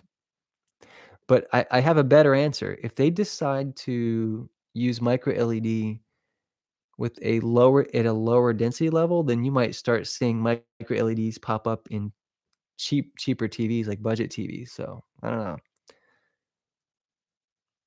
Zone count would be obviously a lot higher, though. Charles, does it indicate if you play HDR10 plus? No, it doesn't. I have no idea if I'm watching HDR10 plus. The only I mean, I know which Amazon titles are HDR10 plus. I just I know which titles are HDR10 plus. So I play those titles when I do my testing, but I have no clue. Like it doesn't give me like the Dolby Vision fly out indicator, unfortunately. Samsung Cam. Input lag on the Q9 is so my measurements aren't. I'm actually having an issue where it's only reading 4K 30 hertz for some reason, which is not correct. So I'm getting false measurements. So I gave up on trying to record input lag. Artings will be coming out with their measurements pretty soon, and they will be far more accurate than I ever could. So um, yeah, they'll be getting the Q9FN any week now, hopefully. Why no more curved Samsungs? Um, Strategic decision. I think probably people didn't buy them. Is what it boils down to. If people aren't buying it, they're gonna stop making it. So supply and demand. Obed Blas, have you seen the new Vizio lineup? Yes, I have, and I do want to talk about it. The new Vizio lineup, I am stoked about it. I think the new Vizio full array local dimming TV is going to compete with the Q8 head on. It's quantum dot, has a similar amount of zones, and I'll just be real straight up with you guys. Like when you get over 90 or 100 zones, the difference is like the difference in picture quality is pretty minimal if it has a good algorithm. So yeah, the new Quantum Vizio looks real interesting. I really hope I get to see it, but I don't think you're gonna see it in retail stores. That's the only problem. Jordan Crenshaw, since both the 2018 LG OLED and Samsung Q9 they both have Spectral Cal, Auto Cal Future in later updates. Which one is for pure video file, movie, sport, gaming, and streaming? Samsung. You know why? Jordan, there's two keywords in there, sports and gaming. But the video file will want the OLED. So if you're a movie video file, you'll want the C8 because I think you'll be able to dial it in. You'll get a more accurate picture with it. I think it's pixel level accuracy. So if you're a shadow detail junkie, I think you'd probably be happier with an OLED. But if it's sports and game, I have been watching sports and gaming. Well, not watching gaming, but playing games on both. Gaming is just more enjoyable on the Samsung. It feels smoother. Um, it's just a more impactful experience for bright scenes and dark scenes. But if all you play is like dark games, the OLED's fine. But there's just something really nice not having to worry about burn-in. I know. Like we all know what we should and shouldn't do. So we're all responsible when it comes to owning an OLED, hopefully. But there's it's a little liberating playing on the Samsung because I can just hit pause and walk away, and I don't even have to think about anything. So that's that's a that's a nice to have feature, I guess, is the walk away feature.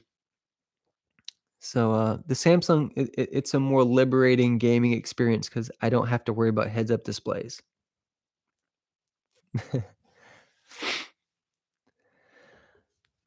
uh, Still Flame 86. How does the blooming look on the Q9 when it comes out to dark scenes? And does the color look good when sitting any angle? The color looks great. The reds don't shift as fast as they did last year. So red and magenta, those were the first colors to kind of go when you went off axis on the QLEDs from last year. They hold up pretty well this year. So I've had it at an angle for a few days, just seeing if anything sticks out to me. Yeah, no worries. Viewing angles are great on the Q9 compared to previous LED TVs. Um, you know, I wouldn't say it's a game changer, but it hasn't bothered me. I'll say that. Blooming. So still Flame 86. Your question about blooming on the Q9. There's no blooming, none whatsoever. Do I have a 75-inch Z9D? No, I do not. I have seen about 6 of them in person. I had a 65-inch Z9D for a short period. I bought it for $2,500 and I sold it for $2,500. What about burn-in for the C8, the Yender 24? Burn-in on the C8. It's still possible. I don't think anyone should be worried about burn-in, but you should be careful. If you get anxiety, if you're the type of person that forgets your keys, you know, if it's a new habit that you don't feel like developing, right? And, you know, watching out for static logos on content, don't get an OLED. Um, I'm not worried about burn-in because I don't watch cable TV on it. I mean, I have, like, for testing, but I don't watch cable TV on it, and, the games that I play, I can turn off the heads-up display. So that said, I'm not worried about it, but, you know, I go into the gaming settings. Oh, I should tell you guys this, I sold the PS4 Pro. You know why? Because the screensaver is not very good for OLED TVs. It just dims the screen, but it's the same image. It's not very effective for OLEDs. So if you have a Sony PlayStation, I definitely do not recommend uh, getting an OLED TV. Because if you walk away from your PS4, you're it's highly likely that you could get burn-in if you walk away and leave it unattended. Debotch. Samsung needs to add back the HDR header. Yes, they do. Yes, they do. Charles. Uh, cool. Yeah, Amazon Video is where HDR10 plus videos are. That's where they're all at. The Q8C, yeah, that was the curved one. $6,000 budget on a 70 plus inch TV. I'm a big gamer and a 4K physical Blu-ray disc buyer. 70 plus, if you, gamer, so keyword gamer, so Q9, if you've got the budget. I don't think it's 6 grand though. I forget what the price of the 75 inches, but I mean, gaming. So if you gaming in general, if you anyone says gaming to me, I'm going to say Samsung right out of the gate because I, I just assume if you're a gamer, you're playing solo and you're probably sitting directly in front of the TV. So the viewing angles aren't that big of a deal if you're sitting straight on gaming. Uh, the best migraine TV. Oh, mid-range. We have the X900F. I don't particularly love it. It's not my favorite TV right now. Yeah, the QLED has burn-in warranty. Yeah. So here's my thoughts on burn-in. I have seen about 9 OLEDs in person with burn-in. It's a real thing, it exists. Um, yeah, I've seen burn-in enough in person to know it's a real thing, so I can't run from it. It exists.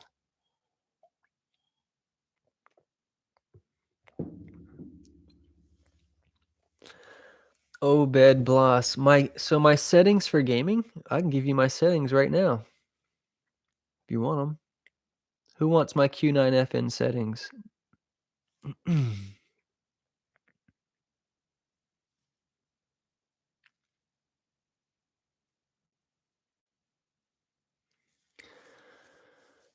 The Q9FN has very good audio. Sabaya, I'm definitely gonna butcher your name. Kalidas? Subia? Subia. Help me out here. Uh, the Q9FN has the best audio I've heard in a TV to date. And that's for playing music though, not movies. So I turned the Q9 the other day I turned the Q9FN up at max volume playing music. It sounded very good. It filled up like all 3 levels of the building.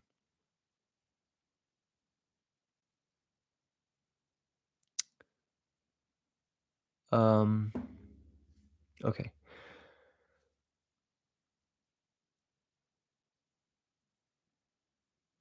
Hope I didn't miss anybody's questions. Darth Vader, would I return a Z9D for the 2018 Q9? Yep, tomorrow. Z9D would be going back. The Z9D won't have so the Z9D will have better uniformity than the Q9, but the Q9 has a better picture, in my opinion. A side-by-side is coming soon. So we have a surprise for you guys there, but, yeah, Q9FN over the Z9D. 10 out of 10 times under any scenario, and I don't care who's asking the question.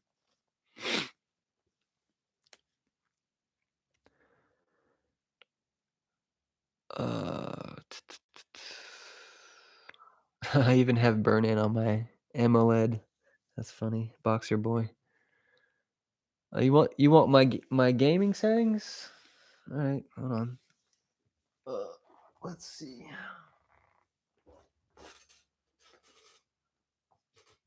So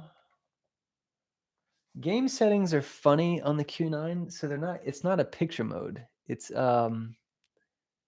buried actually in the general settings. So if you go down to general, God, you guys can't see that, can you? So if you pull up your settings, go down to general, go to external device manager. I'm sure you already know this. Uh, Well, I don't have my Xbox plugged in right now. It's plugged into the C8. Um, I guess I could plug it in a second. Um, should I plug it in now?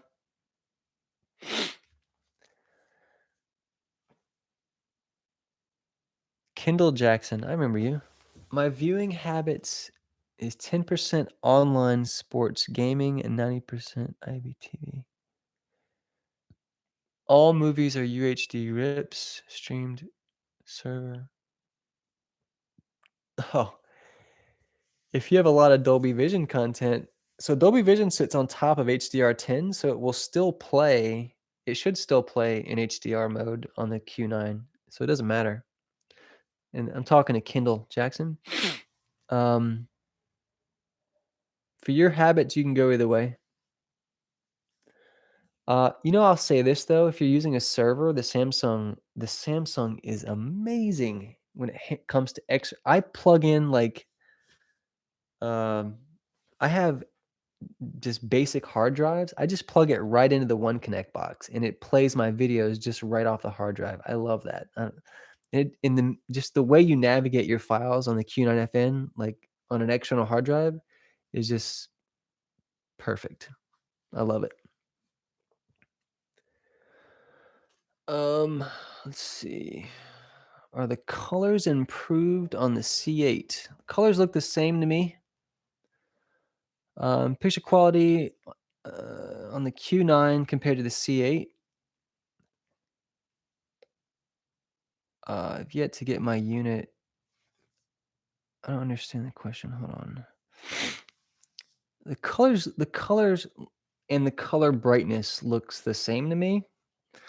Um, the C8 looks identical to the C7. I'm just not seeing a huge difference from the C8 to the C7.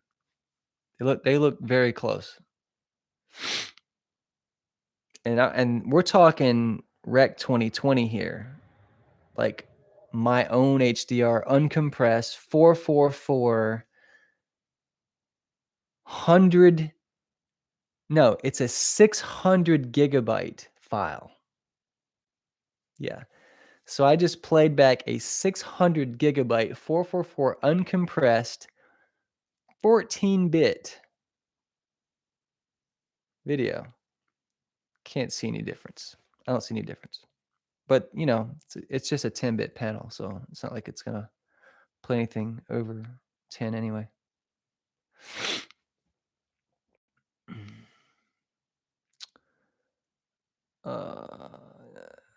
All right, yeah, I'll make a video on settings.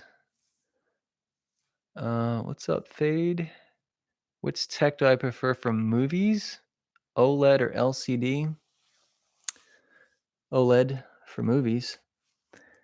I mean, if all you watch is movies, right? If you're a black bar fanatic, OLED. It's not even debatable.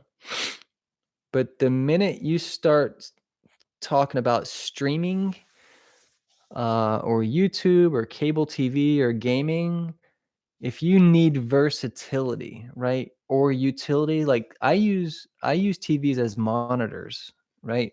So the minute that you need versatility, then I'm gonna say I'll have a different answer. Um,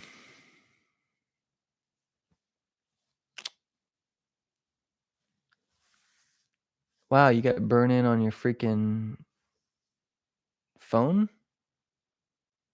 Wow. Yeah, I don't get hung up on the pixel structure.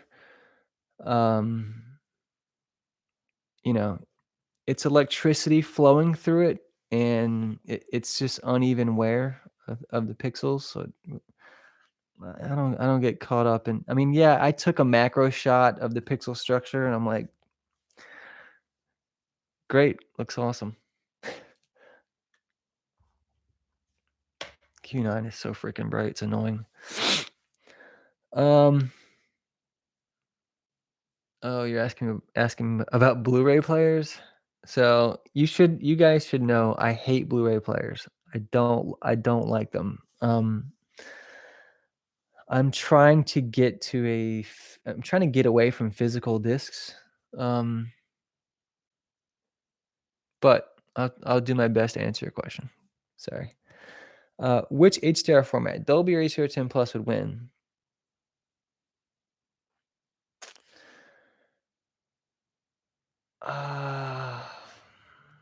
You know what? LG is probably going to end up supporting HDR 10 Plus. Just got a feeling it will.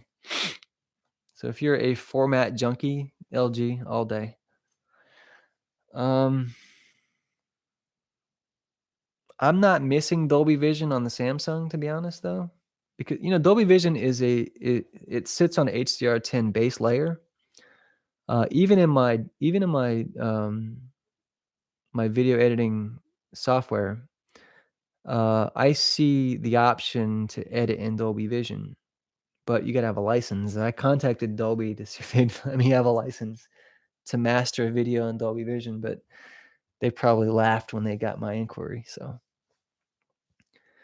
HDR 10 Plus versus Dolby Vision, they're the same. They're about the same. They're about the same.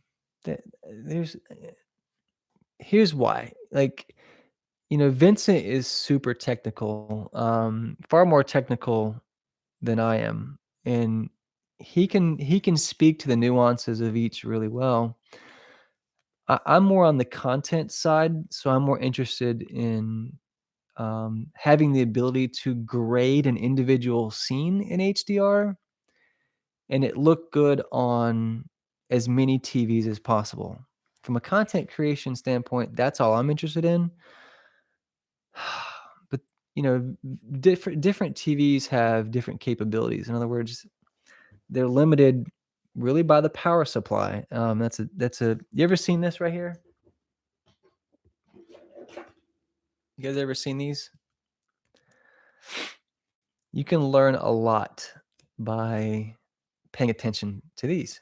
Um, this is the agreed upon um, estimated annual energy costs for that TV. Um, I'll do a video on that soon, but my point is different TVs uh, are their peak brightness is limited by either the power supply or regulation. Um, I was looking the other day, and I don't know if I was just in a wormhole, but I noticed that California has a law that dictates um, how bright a TV can be based on its screen size. Was it the brightness or the power, like the power draw? I think it was one or the other. But the TV was. I believe I found a law that in California that limits um, the power usage of a TV based on um, how big it is. That said, there's a law in place that actually limits the brightness of a TV. I didn't know that. So that said, you know, how hard are manufacturers willing to, or how innovative are they willing to get around those power requirements? If that's a real thing, I really need to confirm that that's a law. But if they're restricted by law, if the power consumption of a TV is restricted by law and brightness is directly tethered to power consumption, then you need very sophisticated algorithms. And then when we talk about HDR and it being dynamic, and you talk about um, peak luminance, right? It, every time a TV hits 2,000 nits, that's a ding on this annual estimate, right? And so I am of the belief that the algorithm is constantly having to jockey and stay within these rules and constraints. It's a weird concept, and it's really difficult for me to explain it because I'm just now getting my head wrapped around it recently. But yeah, concerning HDR formats um, and achieving 10,000 nits, 4,000 nits, and so on and so forth. I think they're fighting these power constraints. Yeah.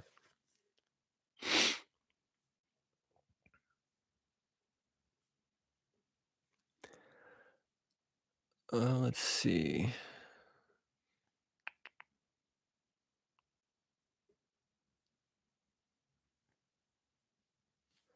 I'm way behind. Let me scroll way up. How do I evaluate TVs? A couple of ways. I'm use case driven. So I'm more interested in the TV being able to replicate the images that I create. So I'm a hobbyist in the world of photography. I'm not a pro. I don't do it for a living. But I wanna make sure that the images that I create end up on the screen the way I intended them after I've finished my post processing. So I'm not a professional calibrator, not even close, but I know the basics of calibration, and I do calibrate my own TVs with instruments. But I don't share those settings because they're useless. It's pointless to share a 2 point and 20 point calibration or 10 point with the general public because the TVs are different. But I don't mind sharing like you know how to achieve proper grayscale. That's usually pretty similar from TV to TV.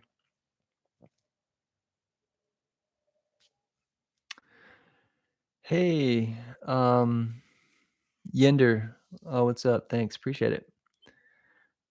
Kyle, you need to get your Xbox back.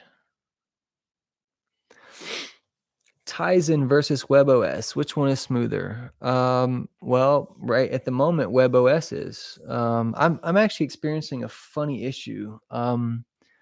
So if I hit the back button too fast, the red dot lights up and it like freezes for a second. I don't know if the one connect box is thinking, but I have never. And this is the new LG remote. It looks similar. It's a little different. This never and has never frozen on me. So the LG OS is more stable, I think, than Tizen. From a stability standpoint, I think LG's is more stable. I like Samsung's layout better, and it's less complicated. So Tizen has a better interface. Um, I think there's a few UI tweaks I would make if I was designing their interface, and I might actually just redesign it in Photoshop and send it to them. Like, hey, can you move this menu item? This is driving me crazy. Let's see what they say. Let's see. Uh,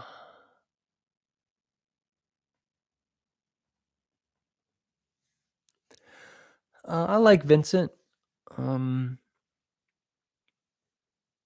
he's a little long-winded for me. Um, I guess it depends on what you're looking for in his videos. I appreciate that he's trying to be more entertaining recently. So I kind of tuned Vincent out for a little while. Um, I mean, he was really just saying a lot of stuff that, well, not everyone already knew, but we've already kind of confirmed a lot of stuff that he's been sharing. Um, There's not a lot left to say about 2017 TVs. What power strip do I recommend? I have a lot of power strips and surge protectors. Um, Surge protectors are a real funny thing.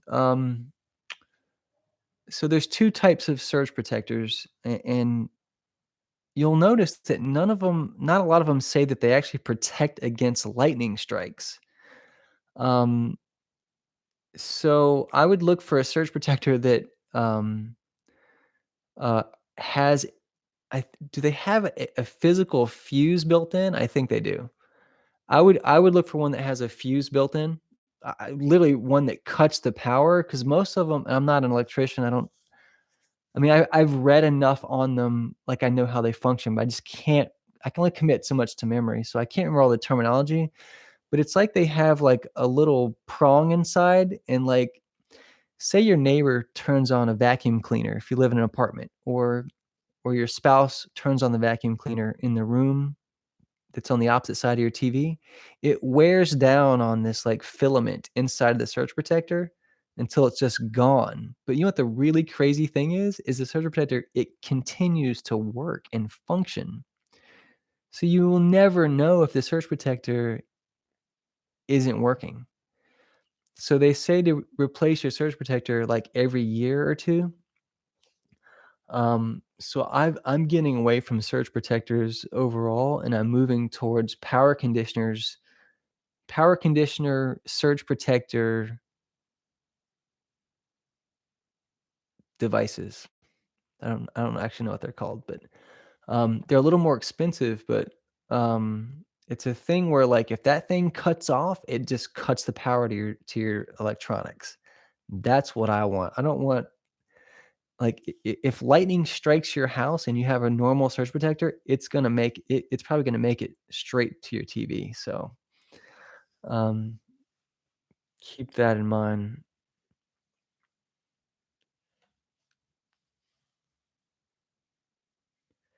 Hey, SD, panel lottery is back in full effect. Uh,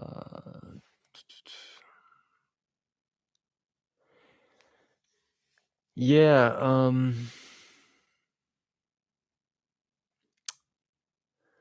so my X900F has banding pretty bad.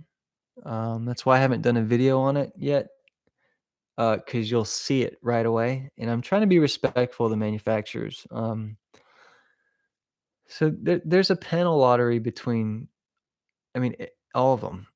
Um, the Q9FN, I'd get the 75 Q9 over the 85-inch 900F. It ain't even close. The 900F is slow and laggy. The interface is killing me. Like, literally, I press a button and there's like a 3-second delay for, like, the menu item to change. Drives me crazy. So I'm pretty frustrated right now with the X900F, especially and oddly, our X930E is running faster and smoother. Makes no sense. The X900F is brand new. There's nothing on it. So I'm not totally excited about the X900F in its current form, and it has pretty bad clouding, light bleed, like, just the lighting control overall is a mess on it. But, panel lottery is a real thing, so we try not to make videos, like, bashing TVs and talking about all the flaws, unless we can talk about how to get around the flaw. So, yeah, I'm not having good luck with my X900F right now. Yeah, the Q9FN is the best TV of 2018 right now. We got the C8 sitting behind us. Nah, it's not a major step up from last year. I think unless you're a calibrator, I only think calibrators are gonna see the difference. If you're an average consumer, I don't think you'll notice a difference in the 2. Now, if you put them side by side like I have right now, you can see, like, a little difference, but, like, I can't even see difference in brightness, details, like, everything looks the same.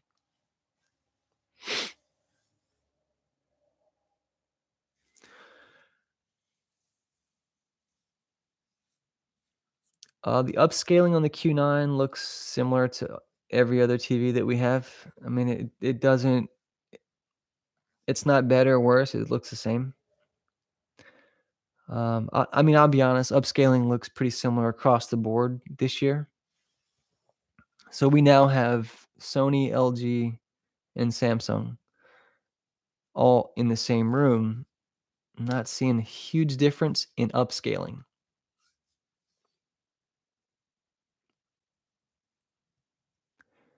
William Dow?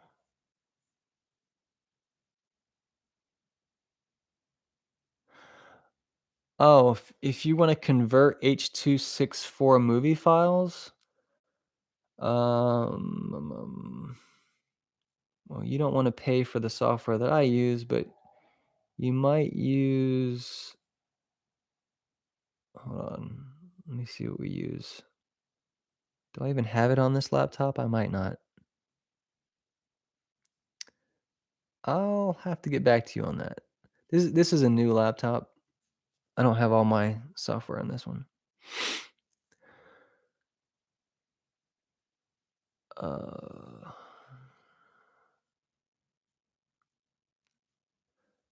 let's see.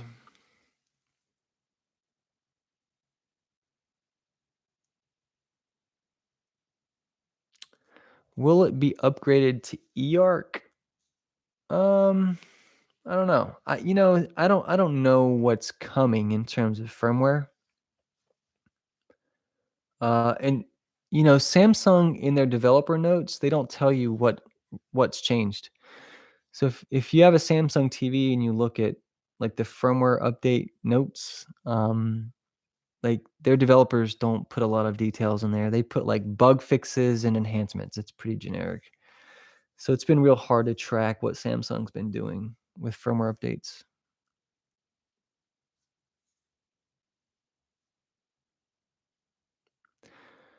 Yeah, I think with the Q9FN, the main thing to look out for is this: vertical banding and dirty screen effect. Um, that's the two things to watch out for in the panel lottery. Apart from that, if you mount it over a fireplace and you can't tilt it down, do not, for the love of God, do not get the Q9FN. It or the Q8. They are an absolute mess if you watch it from below, looking up at it. One of the owners sent me a picture. Um, he mounted it over a fireplace. It was pretty rough. I haven't responded to him yet, but maybe he's here today. Sorry about that. Um, yeah, if you mount it up high, don't get the Q9, don't get the Q8. And when I say mount it up high, I mean flat against the wall. Because if you're looking up at it, the black bars aren't going to be black.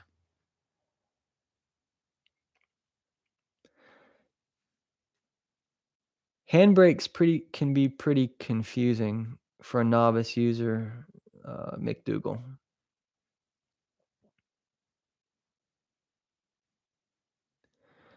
Uh, d I would recommend getting I think all Samsung TVs need to be calibrated, just from what I've seen. Uh, there's a slight and it's really hard for me to put my finger on it because if you've ever looked at the reds on a QLED, um,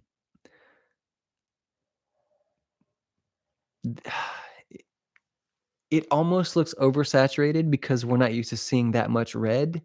So I struggle in determining if Samsung is it has an they're incorrectly pushing the reds too far, or there's just more red in the like because the QLED has a higher color volume, and I just haven't seen that before on the Sony and the LG. I don't know.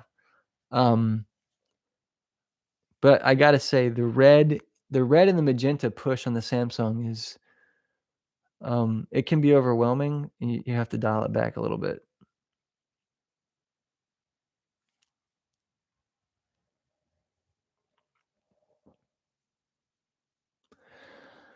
Yeah, I've been struggling with these head-to-heads, for a simple reason is, like, when a TV is one stop brighter than another, like, when a TV is at least one stop brighter than another TV, it makes the other TV look bad. Um, it's just not fair, and here's the deal, if I dial the brightness down. In fact, I did calibrate the Q9 to look exactly like the OLED, but then I thought to myself, "Who would do that? Like, why would you buy the Q9FN and then pull the brightness all the way down to match the OLED? If you do that, you might as well just get the OLED." So it's like, oh, it's so tricky to do a side by side because it's important to show how much brighter the TV is because that really is a selling point. So I can film, one TV separately and then film the C8 separately and then film the C7 and film the X900F and film the Z9D. I can film all these separately and then pull them in to a video, but when you look at it, you're not going to see any differences. So it's like, what are we looking at? A pro calibration's about 300 to 500 bucks. So, William, a pro calibration can last 8 hours. So they use, where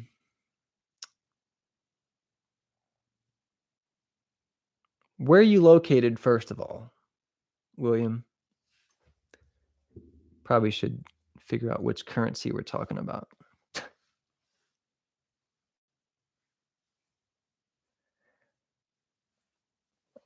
Okay, you're in Mass? Alright. Where's Chad located? Does anybody know?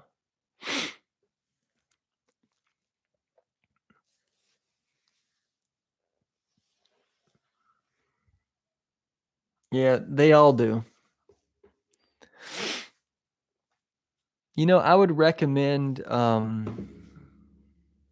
that's right, he is in Cleveland, I totally forgot about that. Um, I would recommend D Nice, if you guys have ever heard of him, Dwayne, but he's so busy. Um, any you guys know who D Nice is? Yeah, for OLEDs, well, shit, man, he does everything. I think he owns every TV. Um, yeah, for OLEDs, definitely D Nice. Uh, here's a thing to keep in mind though with calibrators is a lot of these guys like their brightness at like level 5. Like uh that's just not me. I keep my brightness, excuse me, pegged to like 100. They hate that. They absolutely don't like they don't like it when someone like lifts it above reference, right? And I that's yeah, like when they calibrate my TVs, I go right in behind them and change all the settings, and I ruin the picture. So yeah, I clip the highlights. I don't care. I just want it brighter. Um, so using my settings is a bad idea if you're trying to preserve highlights. But that's what they do. They're all about accuracy. Like on the color side of things, right? There's no question, right?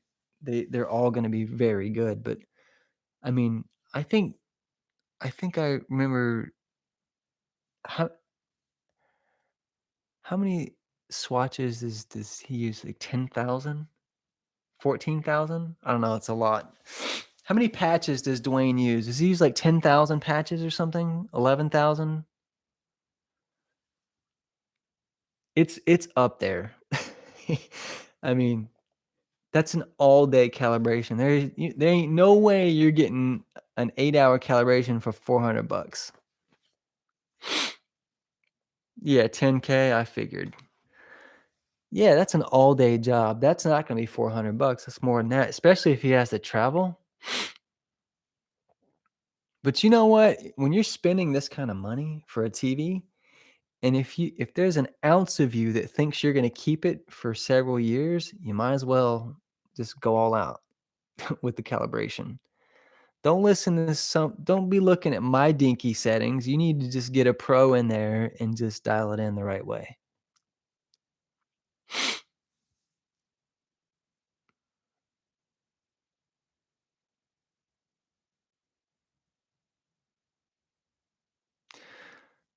The C8 is almost same as the C7.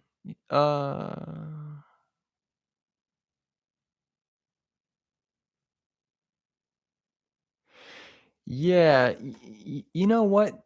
I gotta say, Dwayne has said things to me that I've never heard anyone else say, and I mean, he doesn't have to prove anything to me. I mean, he's the king of OLEDs, right? But he has mentioned things to me that stuck out to me that I've yet to hear anyone else talk about. Um, especially when it concerns drifting. Um, yeah, he's definitely on top of his game.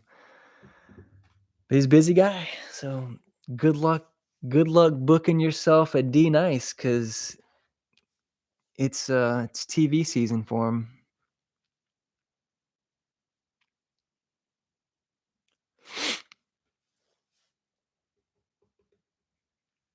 Who are all the other calibrators? Um, I mean, Vince is in the UK, so you're not gonna get him in the States. Um, I mean, he's doing, like, celebrity tours now, so there might come a point where Vincent doesn't even calibrate anymore. The motion on the Q9 and the C8. So the response time has nothing to do with perceived motion, in my opinion. Um, maybe when it comes to motion blur, let me take that back. So response time is really more about motion blur. Um, OLEDs have no problem with motion blur. They have every bit of a problem with judder and stutter as any other TV. And I don't think judder is the problem anymore. I think it's stutter. And there is a distinct difference, and it really mainly concerns trying to play a 24 frame per second video back on a 60 hertz device.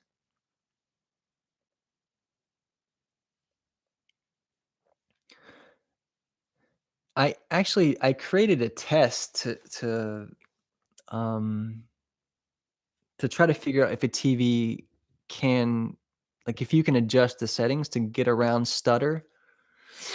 Um, none of them are doing a great job. They're all kind of average, to be honest.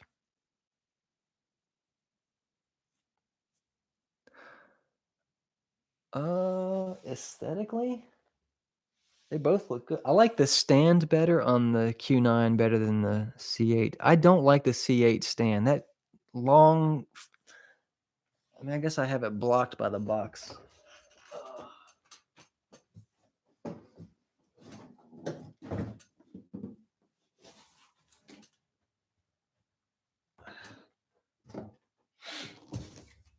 Well, that didn't do anything. That was pointless. It's dark in here. The stand on the stand on the C8 is weird. It's long, so your surface better be perfectly flat. That's all I gotta say. Um, I absolutely do not like the stand on the C8. I mean, it looks nice, don't get me wrong. It's just it's unnecessary. I like the stand on the Q9 a little bit better.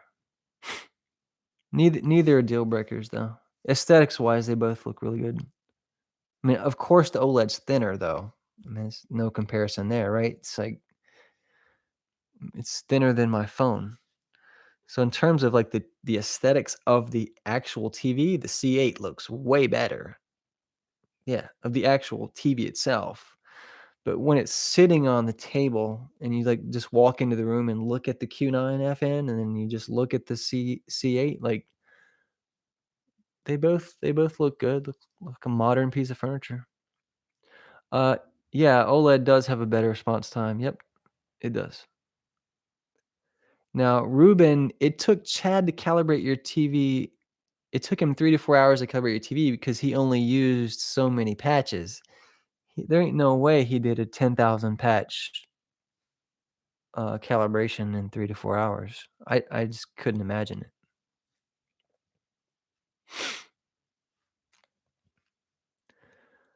Geek Squad. Uh, yeah, Chad. I've heard Chad will work with you. Hey L Marito.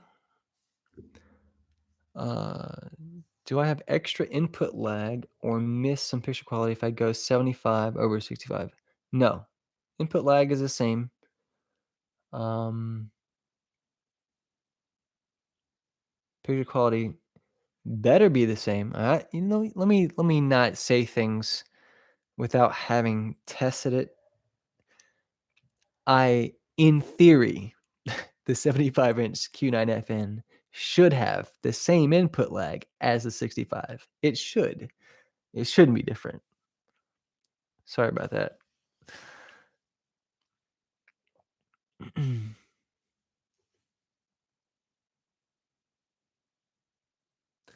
I do think the Q9 is priced too high. I don't think it should be $4,000.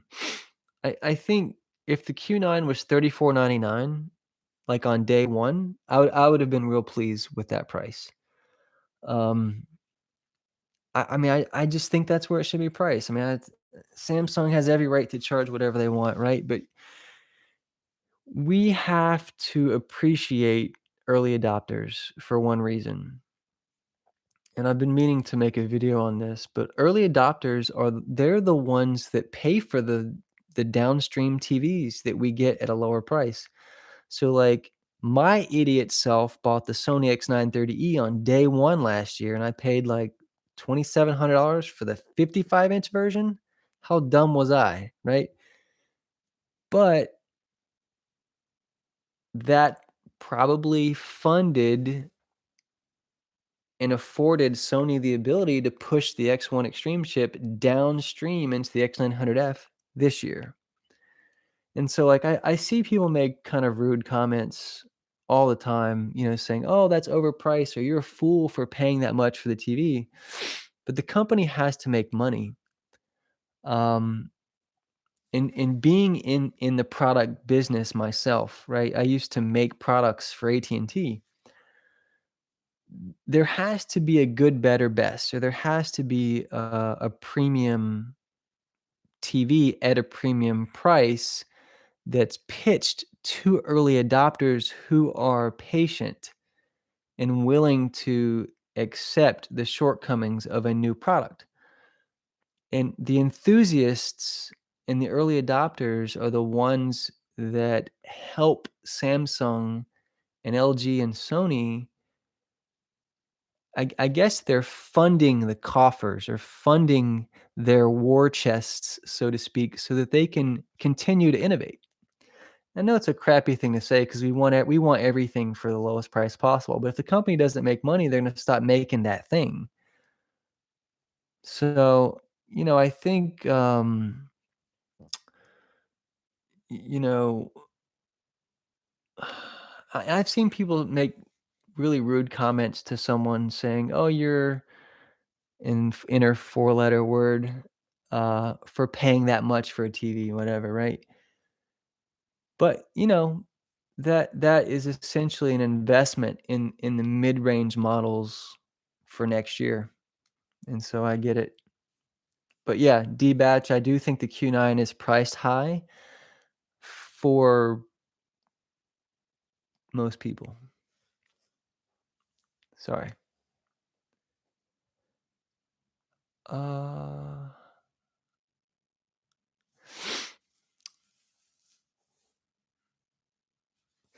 yeah, it was more expensive,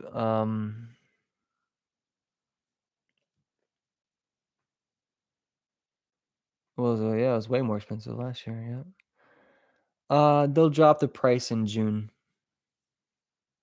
No, they won't wait. Let me tell you why they can't wait until Black Friday, to lower the price. They have to sell more units because they need more feedback on the TV and the firmware. So for the company to get better at making hardware and get true feedback, people have to own it, right? And they don't have beta programs for TVs, right? They don't send out demo units for us to test throughout the year. So if LG, Sony, and Samsung want to improve their firmware and hardware, they have to have units in market. So if they just stay at the high price all the time, they won't sell. Um, so they get fools like me on day 1, and then they get the slightly smarter people who buy in June, and then the people who have really good patience buy on the next wave and around August, and then you get the Black Friday, almost rock bottom prices, and then you get the, absolute rock bottom prices, Super Bowl week. And then, of course, if you can score an open box deal.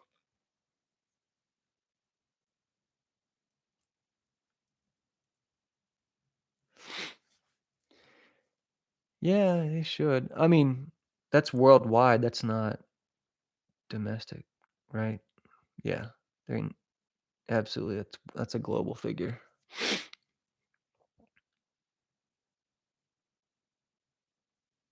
Right. You know, we had a Vizio 70-inch. We had an odd size Vizio P series at work. Um, it was a good TV. We use it as a in place of a projector. What I don't like about Vizio though is they put the tablet. Like, I don't like the tablet strategy with the little Android tablet that comes with it in place of a remote. I hate that thing. I don't like it. Not to say that the panel is itself isn't good though. I don't like how you have to control it through an app. I like the good old fashioned remote. I'm still kind of analog. I like to touch things. I don't know. I like apps for some things. I don't want to be controlling my TV through my phone though.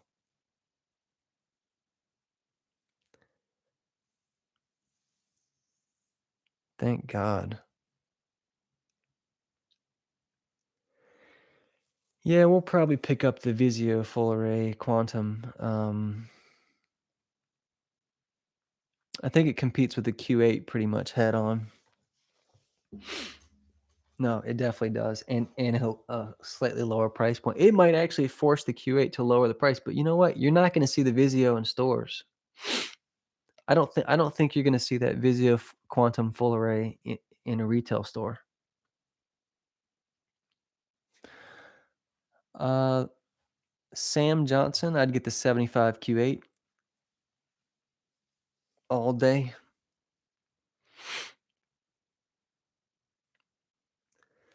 I get that question quite a bit, and I never really addressed it. Let's talk about 75-inch TVs for a second, because whew, that's a sore subject for me for one reason. The bigger you go up in size, um, the more likely you're going to get a defect. The more likely you're going to have panel uniformity problems. And I don't know about you, but have you ever tried packing up a 75-inch TV or multiple 75-inch TVs? Not for me. I'm not I'm not a fan of packing up 75-inch TVs. I don't like having to ask for help. Um, yeah, it's if it's, 75-inch or projector or 88, like, if you've got a house and you don't plan on moving and you're fixed for a long time, have at it. Try the panel lottery. But, um there are a lot to deal with, and here's one more thing for you. I have a feeling if you're like me, you're a little bit OCD about your picture quality, and you're probably not gonna have the TV that long. I don't wanna speak for you, but you might not have the TV that long. Have you ever tried to sell a 75-inch TV on Craigslist? Holy crap, it's difficult. Like, people don't wanna give you anything for it. And then there's the sheer challenge of just shipping the thing or just getting it out of your house.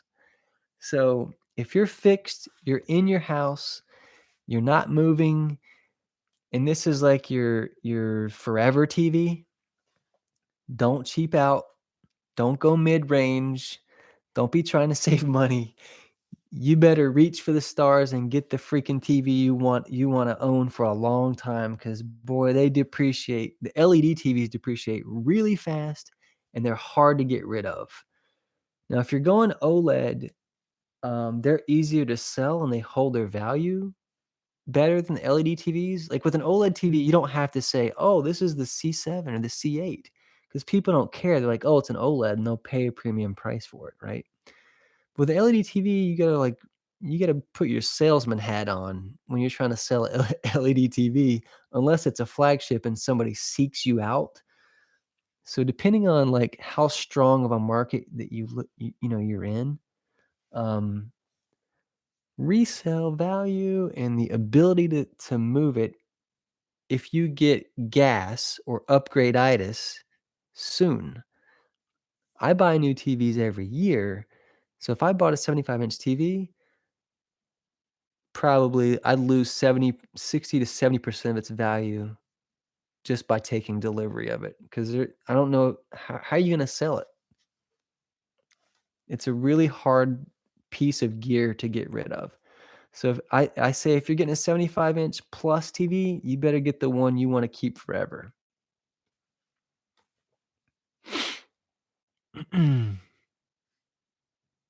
Nice.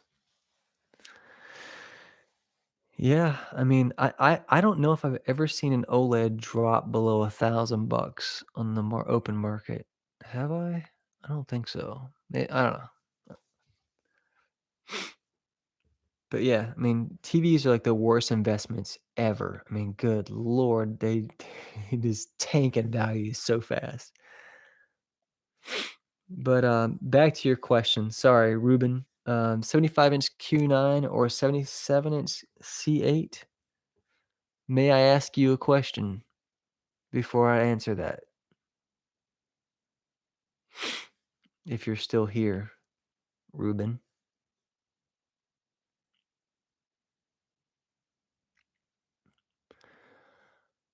Um,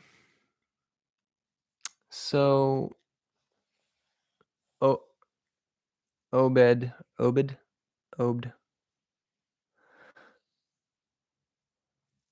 I would get the well, my question, Ruben, um, is this going in like a theater room or just like a living room with windows? Like, where is it going? Like, where are you putting that 75 or 77?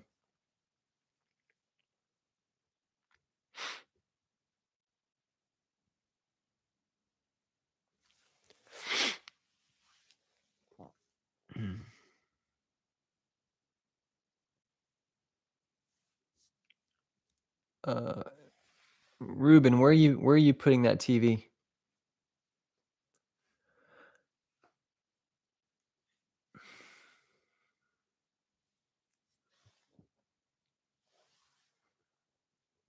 It's got a mind of its own.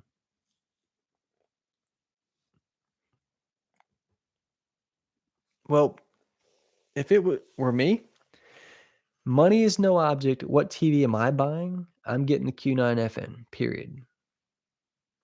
There's no TV currently for sale that I would buy over it. I've tested all of them. I've seen all of them. I've had them all.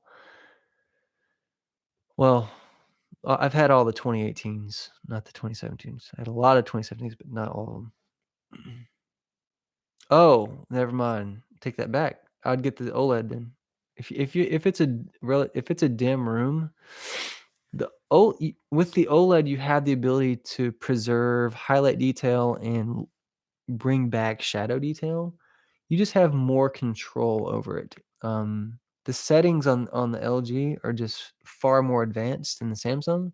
The Samsung to me is a prosumer TV.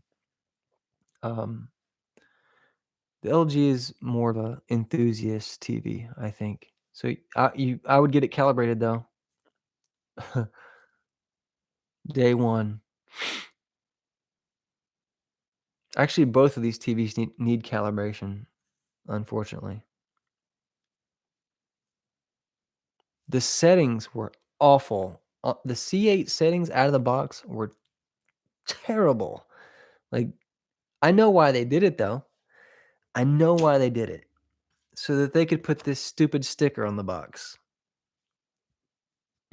This right here is essentially why the settings were so crappy out of the box. So they could, have that low estimated yearly energy cost number. But Ruben, I would get the OLED, I would get the C8 and get it calibrated and call it a day. OLED technology has peaked. This is it. Like, it ain't getting better than this, until LG's, new manufacturing process comes online, probably next year, if I had to guess, and that is definitely a guess. But I believe LG is, retooling their OLEDs from ground up next year. So this is like the end of the line for this production model or type of panel.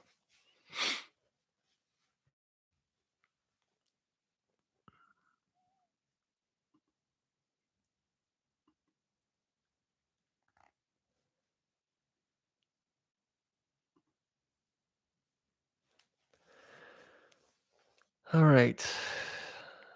I think it's probably a lot of you guys' bedtime. Maybe we can chat again tomorrow. This was my first live stream, so this was an interesting almost 3 hours. Are you freaking kidding me? Holy crap. How embarrassing. All right. Well, sorry for the lengthy chat. I've been away, I've been traveling. I'm going to Montreal soon. Hint, hint. So yeah, if you guys have any other questions, just hit me up. And this I think this video will be out there for people to see and leave me nasty comments on. So yeah, I'll see you in the comments and we might do this again soon. All right. Have a good night. See you guys.